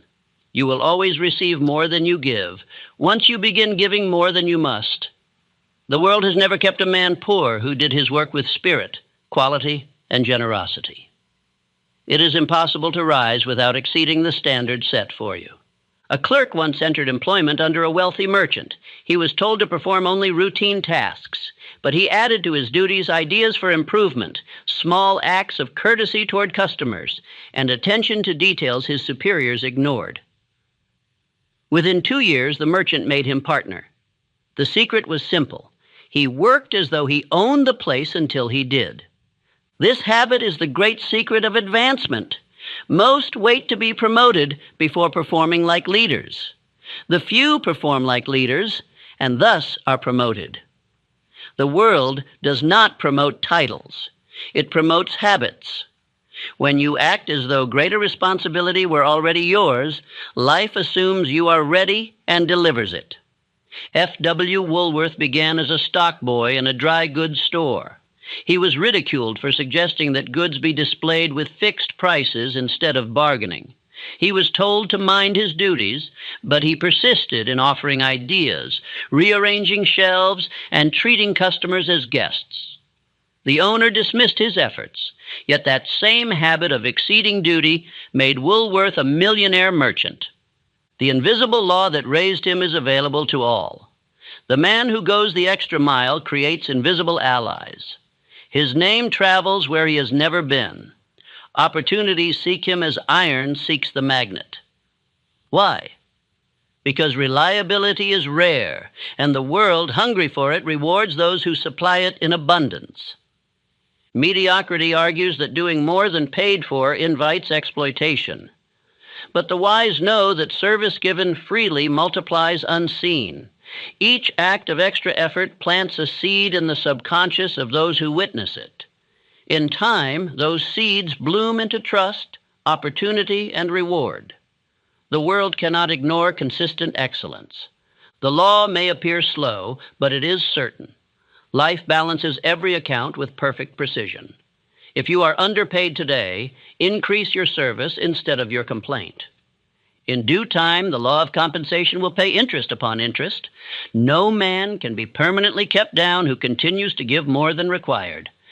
Charles M. Schwab rose from day laborer to president of the largest steel company on earth. His secret? The spirit of service. He said, "I never asked what the company could do for me, but what I could do for it." His enthusiasm infected others. He gave ideas, energy, and loyalty beyond measure, and fortune repaid him beyond imagination. The law of excess service works because it develops personal power. Every extra effort refines skill, sharpens character, and expands confidence. While others idle, you advance invisibly. Soon the difference becomes visible. The man who trains himself to give more becomes more, and being more, he attracts more. There are 3 elements to exceeding service: quality, quantity, and spirit. The QQS formula. Quality means the best of which you are capable, not the minimum required. Quantity means doing enough to surprise even yourself. Spirit means doing it with cheerfulness, enthusiasm, and pride. Together, they form the signature of greatness. Henry Ford once dismissed a worker for complaining about long hours. The man said, "I do not get paid to work nights." Ford replied, "Then you will never be paid for days either." Ford built his fortune by giving more than any competitor. Better machines, better wages, better service, and the public repaid him in billions. The law cannot fail. The principle extends beyond employment into all human relations. A husband who loves more deeply than he is loved strengthens his marriage. A friend who listens more than he speaks deepens loyalty. A citizen who serves more than he demands ennobles his country. The universe responds to surplus goodness as surely as the soil responds to surplus seed. The average man works by clock, counting hours until escape. The exceptional man works by purpose, counting achievements until completion. One lives from outside in, the other from inside out. The first exhausts himself chasing rest. The second renews himself through creation.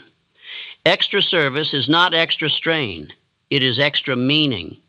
The man who serves beyond pay releases a secret magnetism. His attitude becomes a sermon, his conduct a prophecy. Employers sense it, clients feel it, strangers remember it. Such a man cannot remain hidden. Excellence reveals itself like fragrance from a flower. Promotion, wealth, and influence become inevitable consequences. There is a legend of a craftsman who built cathedrals. When asked why he carved angels upon the roof beams where no one could see them, he answered, "Because God sees." That spirit of invisible excellence is the foundation of lasting success. The world may not applaud every act, but life records every detail. The drifter works only when watched. The master works as though watched by eternity. The drifter counts pennies. The master counts value. One labors for survival, the other labors for service. And the strange law is this: the man who forgets his pay for his work soon finds his pay multiplied for his service. A salesman once told me that his income increased threefold when he stopped asking what he would earn from each prospect and began asking what benefit he could give each customer. His commissions followed the size of his service. The market, like nature, pays for usefulness. To make yourself more useful is to become irresistible. Do not mistake servility for service. Service is strength expressed through generosity, not submission. It is the act of meeting need with excellence, not flattery. True service demands pride, independence, and initiative. It gives freely, but never cheaply. It respects itself while enriching others. That is why service ennobles both giver and receiver. To go the extra mile requires inner abundance. A poor-spirited man cannot give what he does not possess. Therefore, cultivate joy in your work, pride in your craft, and gratitude for the chance to contribute. These emotions convert labor into art. The one who serves with gladness is already richer than he imagines. Service rendered without expectation of immediate reward creates a spiritual bank account. Each deposit compounds interest unseen. Then, when opportunity arrives, it appears sudden to the untrained eye. In truth, it is the interest payment of months or years of generous giving. Fortune is simply faithfulness rewarded with interest. Andrew Carnegie once hired a clerk who discovered an error costing the company money. The clerk corrected it quietly and told no one. When Carnegie found out, he summoned the young man and promoted him. "You worked for the company as if it were your own," he said. "That is why you shall own part of it." Thus works the law. The secret of exceeding service lies in motive. To serve only for gain poisons the act. To serve for joy, for excellence, for love of creation, that purifies it. Yet paradoxically, when motive is pure, gain multiplies faster than ever. The law gives back to the selfless because selflessness aligns with its nature. The best opportunities arrive disguised as small tasks. The unwise reject them because they seem beneath their dignity. But the man of vision seizes them because he sees in them a chance to demonstrate reliability. Life tests each soul with minor duties before trusting it with major destinies. The extra mile begins with the smallest step beyond duty. Edison's greatest inventions were often born while solving small problems for others. He believed that usefulness was the key to riches. "Find out what the world needs," he said, "and provide it." That sentence is the summary of all industry. To exceed service is to anticipate need. He who does so commands the market of the future. A man once complained to his employer, "I will work harder if you pay me more." The employer replied, "I will pay you more when you work harder." Both waited, and both remained poor. The principle is clear. Effort must precede reward. The man who demands pay before performance has reversed nature. The tree does not ask for harvest before it grows. In every profession, you will find two types of men, those who protect their energy and those who invest it. The first conserve themselves into stagnation. The second exhaust themselves into expansion. Yet the latter are never truly exhausted, for the habit of giving replenishes itself. The more you give, the more you become capable of giving. Exceeding service refines character. It teaches patience, humility, and foresight. It forces one to think from the viewpoint of others.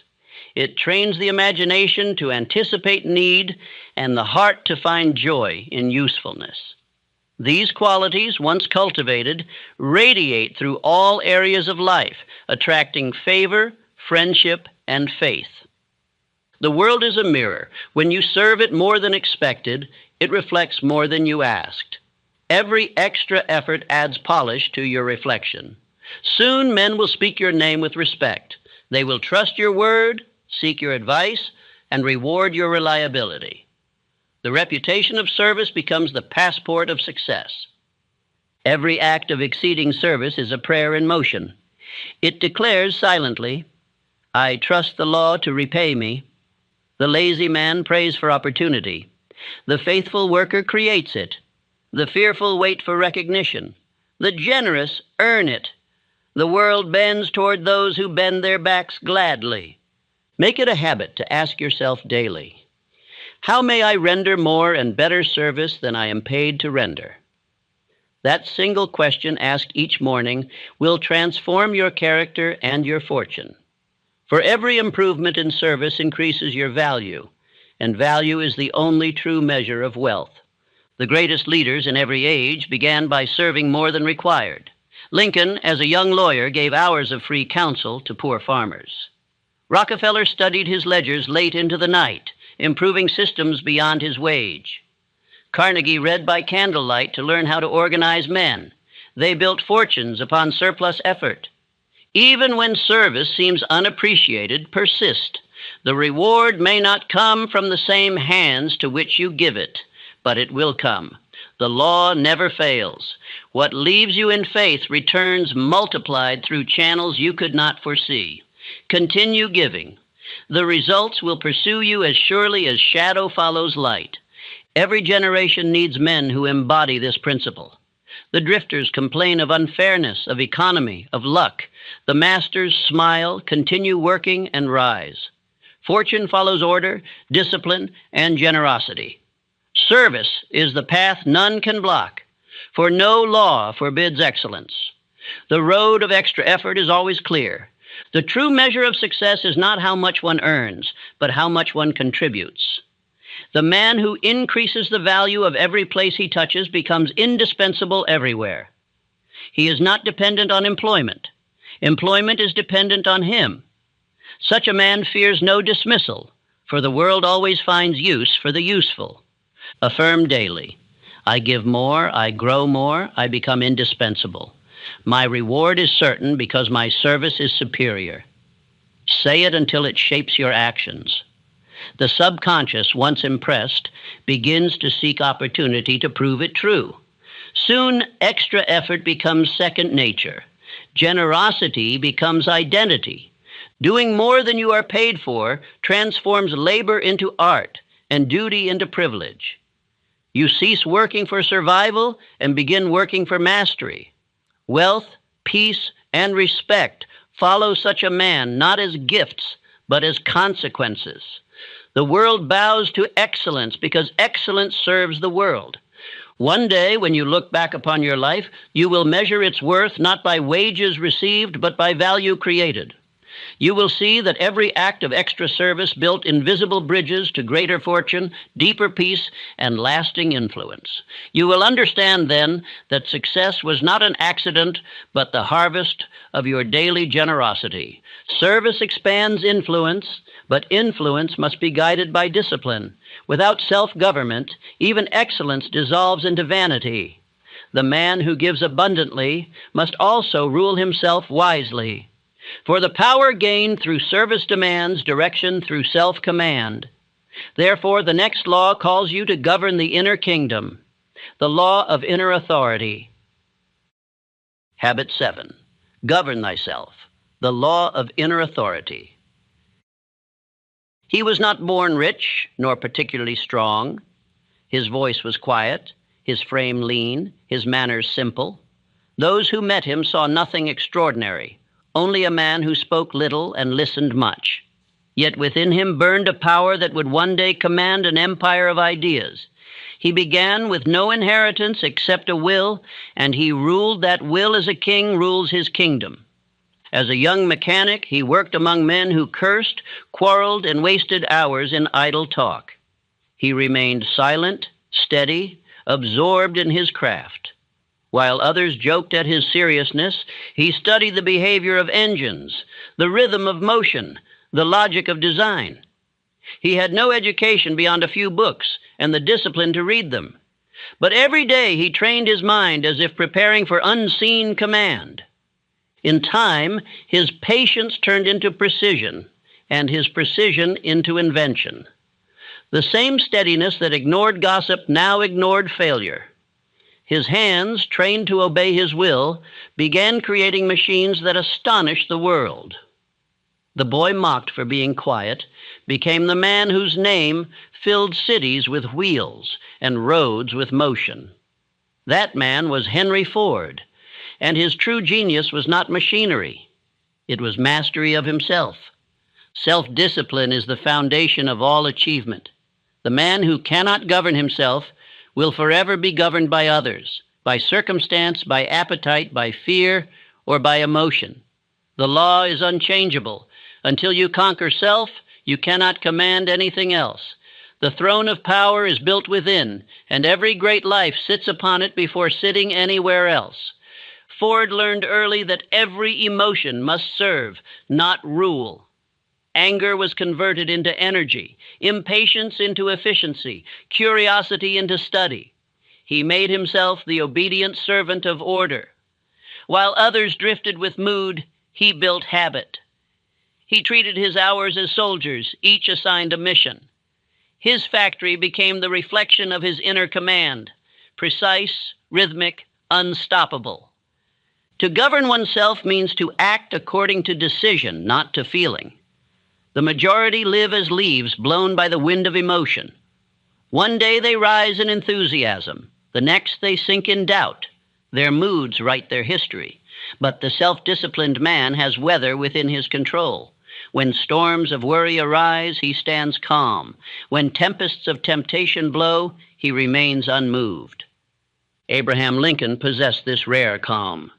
Surrounded by critics, betrayed by allies, burdened by a war that tore a nation apart, he never allowed anger to poison judgment. His strength was moral discipline, the ability to think beyond insult, to act by principle rather than passion. Those who mistook his gentleness for weakness learned that restraint is might in its highest form. The man who rules himself creates invisible respect. Others feel his authority even in silence. His eyes reveal composure. His tone carries certainty. They sense that he cannot be provoked, bribed, or shaken, for he lives by inner law, not outer approval. Such men become natural leaders, not by demand, but by gravity. The law of inner authority begins with one commandment: obey yourself, not the self of impulse, but the higher self of purpose. Every man contains two selves, the master and the servant. The servant seeks comfort, the master seeks growth. The servant reacts, the master decides. The servant asks, "What do I feel like doing?" The master asks, "What must I do to advance my purpose?" Andrew Carnegie once said that the hardest work he ever did was teaching himself to hold his tongue. As a young man, his temper was quick, his opinions sharp. He discovered that his emotions cost him allies and opportunity. So he made a law for himself: never to speak when angry. This one act of self-control multiplied his power tenfold. Men who cannot control speech cannot control results. Self-discipline is not denial, it is direction. It is the art of making every impulse serve a higher goal. The athlete disciplines his body not to punish it, but to make it strong. The musician disciplines his fingers, not to constrain them, but to set them free. The successful man disciplines his mind, not to imprison thought, but to channel it into creation. The law of cosmic habit force ensures that every repeated act becomes automatic. Therefore, discipline practiced long enough becomes ease. What begins as effort ends as nature. The first days of rising early, thinking clearly, and restraining temper may feel like chains. Soon they feel like wings. For freedom is never granted by indulgence, it is earned through order. Every failure I have studied began with some form of self-indulgence. A man spends what he should save, speaks when he should think, quits when he should endure. Each act seems small, but together they form the habit of weakness. The world calls it bad luck. It is bad governance. To rule others, one must first establish law within. The self-disciplined man does not waste energy in rebellion against necessity. He knows that law is liberty. The same fire that destroys wood warms the home when confined by the hearth. The same passion that ruins fools creates empires when directed by discipline. Power without control is destruction. Control without power is decay. Greatness lies in their balance. There is a story told of a young inventor who, after many failures, finally produced a working machine. In excitement, he rushed to sell his design, but the buyer demanded modifications. Days passed without rest. Doubt crept in. Instead of collapsing, he paused, ate simply, walked alone, and returned renewed. That act of composure saved both his health and invention. That inventor was Thomas Edison.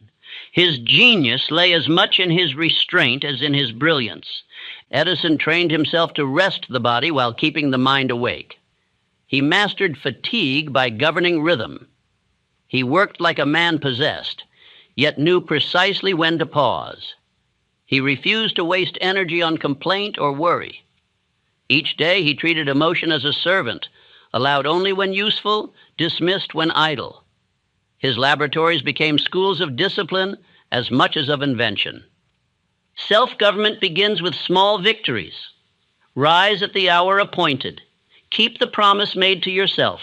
Complete the task you wish to postpone. Refuse the indulgence that weakens your will. Each conquered desire is a soldier added to your army of mastery. When your habits obey, your circumstances follow. Do not wait for great temptations to practice control.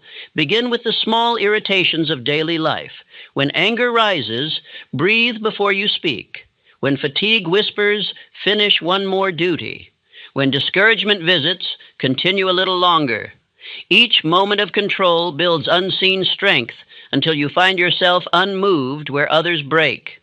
Self-discipline also governs thought. The uncontrolled mind wanders through worry, envy, and resentment, wasting energy on what it cannot change. The disciplined mind fixes attention upon solutions. It refuses the company of fear. It trains itself to think only upon that which builds. Controlled attention is the highest expression of self-mastery. A friend once described a man he admired. "He never seems hurried," he said, "yet nothing he does is late. He speaks softly, but everyone listens.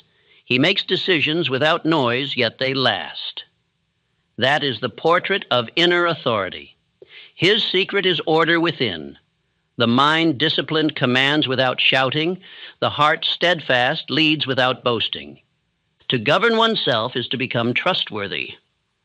The man who can rule his own appetites can be trusted with the appetites of a business, a team, a family, a nation. Responsibility gravitates toward discipline. It seeks stability. The world senses self-control as surely as it senses chaos. It offers leadership to those who prove inward balance. Self-discipline protects against the 6 ghosts of fear. Fear of poverty tempts waste. Discipline saves. Fear of criticism breeds conformity. Discipline stands alone. Fear of ill health feeds worry. Discipline maintains order. Fear of loss weakens spirit. Discipline strengthens independence. The disciplined man fears nothing, for he has mastered the source of all fear, himself. One may ask, how does discipline differ from repression? Repression is fear of feeling. Discipline is command of feeling. The repressed man hides emotion and grows sick. The disciplined man channels emotion and grows strong.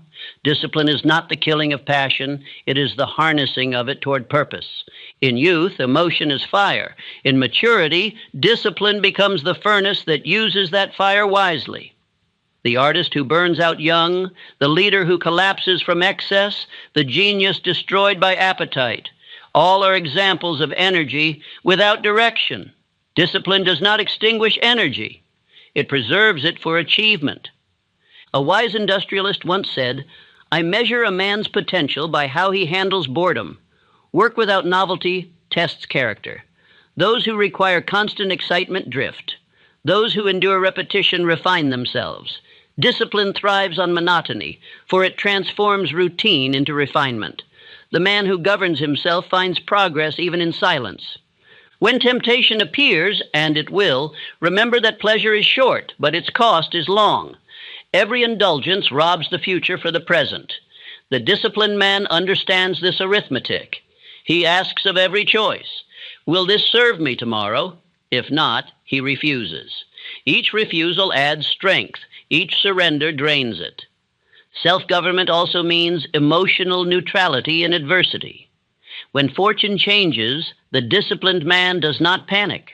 When success arrives, he does not grow arrogant. He neither exalts nor despairs, for his equilibrium comes not from circumstance, but from principle. Like a compass, he points north regardless of storm. In the days of industrial turmoil, when markets collapsed and factories closed, one man's company continued to grow. Reporters asked how he kept calm amid ruin. He replied, "Because I built my faith before the panic."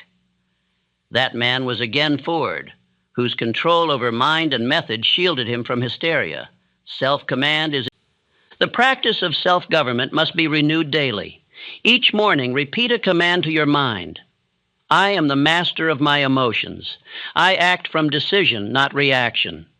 Read it aloud until your will responds automatically. The subconscious learns through repetition.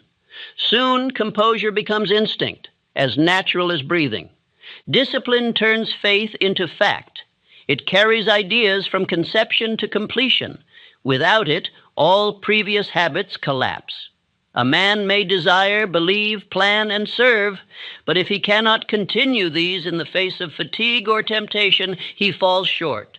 Self-discipline is the mortar that binds all other habits into permanence. When the body obeys the mind begins to receive counsel from infinite intelligence. Clarity increases. Intuition sharpens. Inspiration flows through channels cleared of confusion. The disciplined man becomes a fit instrument for greater power, because law will not trust its secrets to the undisciplined. Look upon the life of Lincoln again. His greatness was not carved from comfort, but from obedience to conscience. He trained himself to think slowly, to speak carefully, and to act decisively. His composure under pressure was not born in office. It was forged in years of self-restraint. The patience that saved a nation was practiced in silence long before history noticed.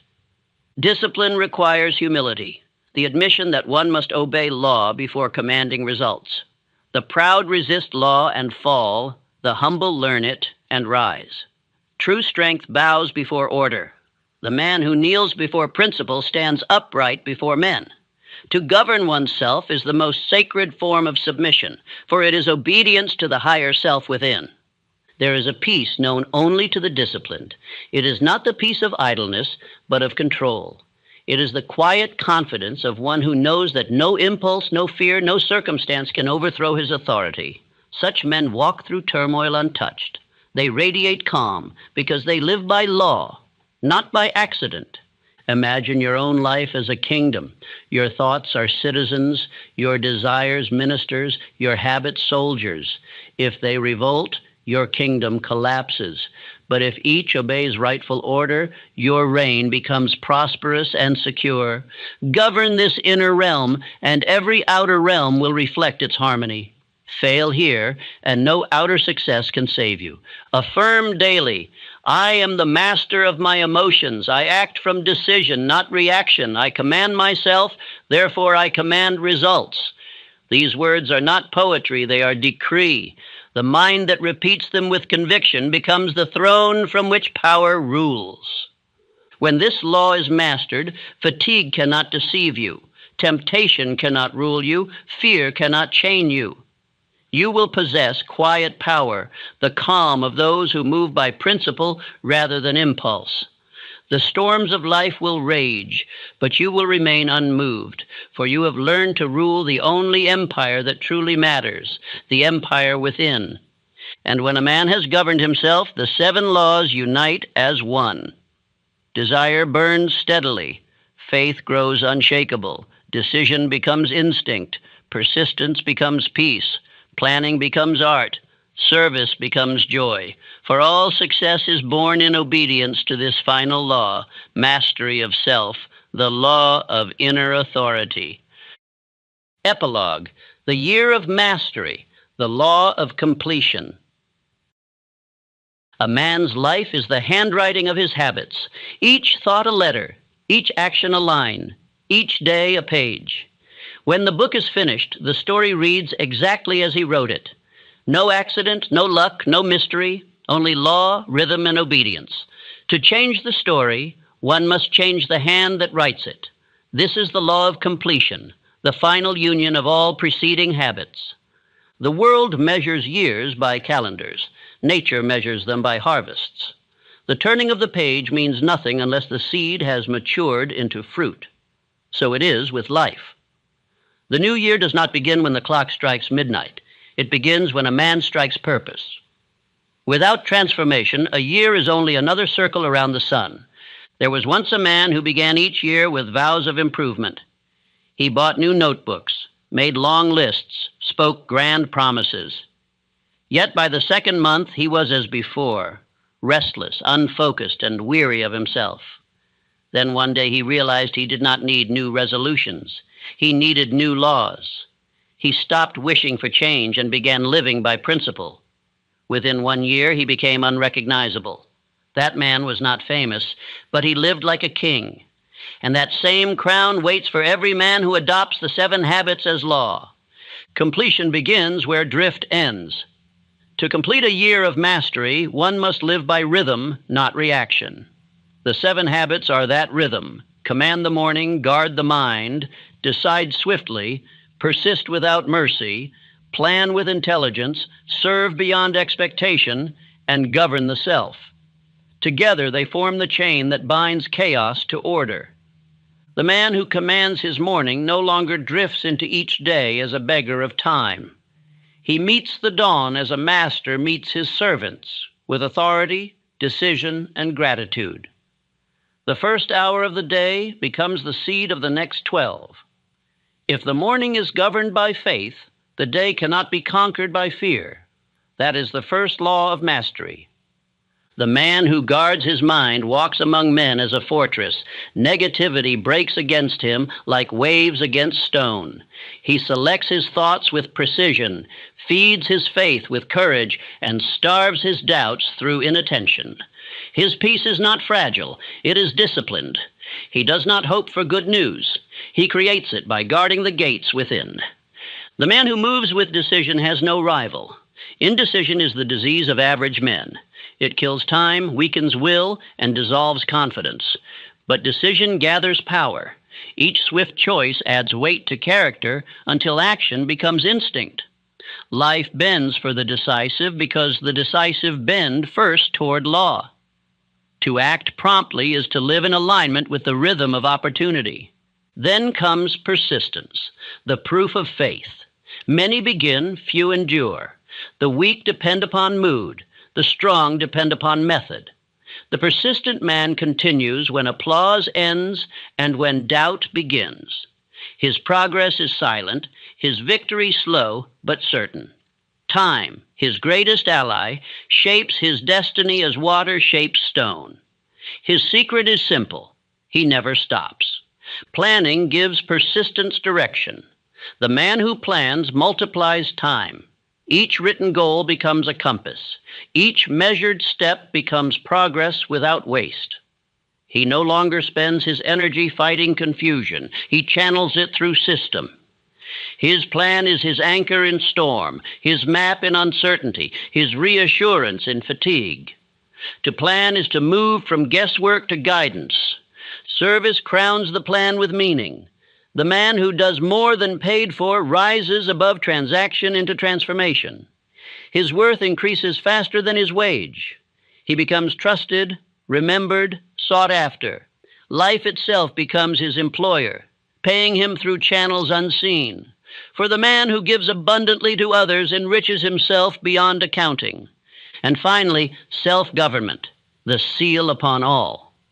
Without discipline, desire burns out. Without restraint, faith turns to fanaticism. Without control, persistence collapses into exhaustion. The man who rules himself rules the world within him. His thoughts obey, his emotions serve, his body follows command. He is free because he governs. He is safe because he stands under law. When these 7 habits unite, they form a single current of power. Each law feeds the next. Discipline sustains service. Service refines planning. Planning strengthens persistence. Persistence reinforces decision. Decision protects the mind. The mind commands the morning, and the circle becomes complete. A man living by these rhythms cannot fail permanently, for he lives in harmony with the law that governs all success. Andrew Carnegie once told me that the hardest lesson to teach men was consistency. They work hard for a month, he said, then rest upon excuse for a year. But success belongs to those who work faithfully after the feeling is gone. The year of mastery is not a burst of enthusiasm. It is steady obedience to law day after day until success becomes character. Consider the sculptor who chips stone each morning. For months his labor shows no beauty. Then one day the dust falls away, and the figure stands revealed. The world calls it sudden genius. He calls it completion, so it is with habit. The discipline that feels repetitive is shaping something invisible. One day, when the dust of effort clears, the masterpiece appears. The man who practices these 7 habits will find subtle changes first. He will awaken earlier, think clearer, and feel less disturbed by noise. Doubt will lose its vocabulary. Fear will lose its power to hypnotize. His speech will grow calm, his posture firm, his eyes steady. Without boasting, he will begin to influence others, not by persuasion, but by presence. That is inner authority manifesting outward. His family will notice peace in his demeanor. His associates will trust his word. Opportunities will arrive without chasing. Circumstance will begin to favor him because he favors law. And when misfortune comes, he will not collapse. He will treat it as a temporary detour, not a permanent defeat. For the man who lives by principle walks safely through every storm. One must not expect the world to applaud at first. Do not believe the false promise of ease. The path of mastery is narrow, but it is solid. The path of drift is wide, but it crumbles. The majority trade long comfort for short pleasure. The wise trade short discipline for long peace. The difference is only timing. Pain now or pain later. The disciplined suffer early and rejoice forever. Think of the year ahead not as 12 months, but as 12 opportunities to demonstrate law. January, establish command of mornings.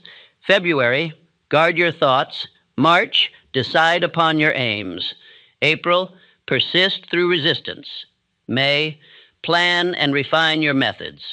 June, exceed in service. July, strengthen self-government. Let each month become a chapter of transformation. If you remain faithful to this rhythm, by year's end you will not recognize yourself. The man who once drifted will walk with purpose. The man who once postponed will act with speed. The man who once feared will lead with calm. Wealth will come naturally, for abundance follows order. Respect will come, for confidence follows consistency. Peace will come, for mastery banishes chaos. Do not wait for January to begin. The calendar obeys no man. Begin now. Write your definite chief aim tonight. Rise tomorrow with decision. Guard your first thought. Act upon your first plan. Render your first extra service. Master your first temptation. Success is built not by the year, but by the day. And every day begins with one choice: obedience or drift. Completion is not perfection. The perfect man does not exist. The completed man does. The completed man accepts imperfection as part of growth. He corrects instead of condemning, learns instead of lamenting, begins again instead of waiting for conditions to change. His strength lies not in flawlessness, but in recovery. Each failure is only a comma, never a period. The year of mastery is not a race against others. It is a return to law. The true contest is not between you and the world, but between you and the man you were yesterday. Each morning offers a rematch. Each night offers review. Discipline wins quietly, without applause. Its only trophy is peace, and peace is worth all the noise of fame. There will come a day when you realize that nothing external truly mattered. The opinions, the delays, the noise. What mattered was whether you ruled yourself or not. You will look back and see that every difficulty was a mirror testing your inner strength. You will thank those hardships, for they revealed your capacity. The disciplined soul bows not to fate, but learns from it. Completion also requires gratitude. Gratitude closes the circle of power. Each time you give thanks, you affirm that law is just. Gratitude transforms effort into joy. It converts discipline into delight.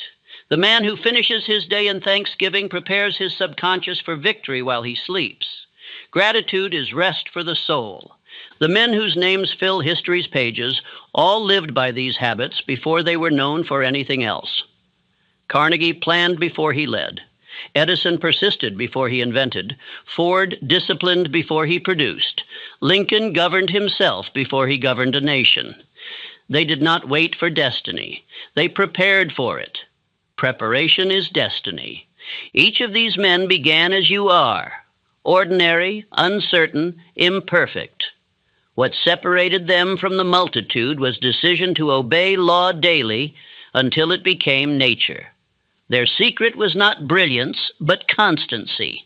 They turned principles into reflexes, reflexes into identity, and identity into history. You can do the same, for law plays no favorites. The law of completion commands that you live in rhythm, not in rebellion. The 7 habits are not steps to climb once. They are movements to live forever. Mastery is not an event, it is a state. The mountain peak is not reached by leap, but by steady ascent. Each sunrise is another step upward. Each evening another view earned. Close the year as a craftsman closes his work, examining every stroke, learning from every flaw, and preparing his tools for tomorrow. Success is continuous creation.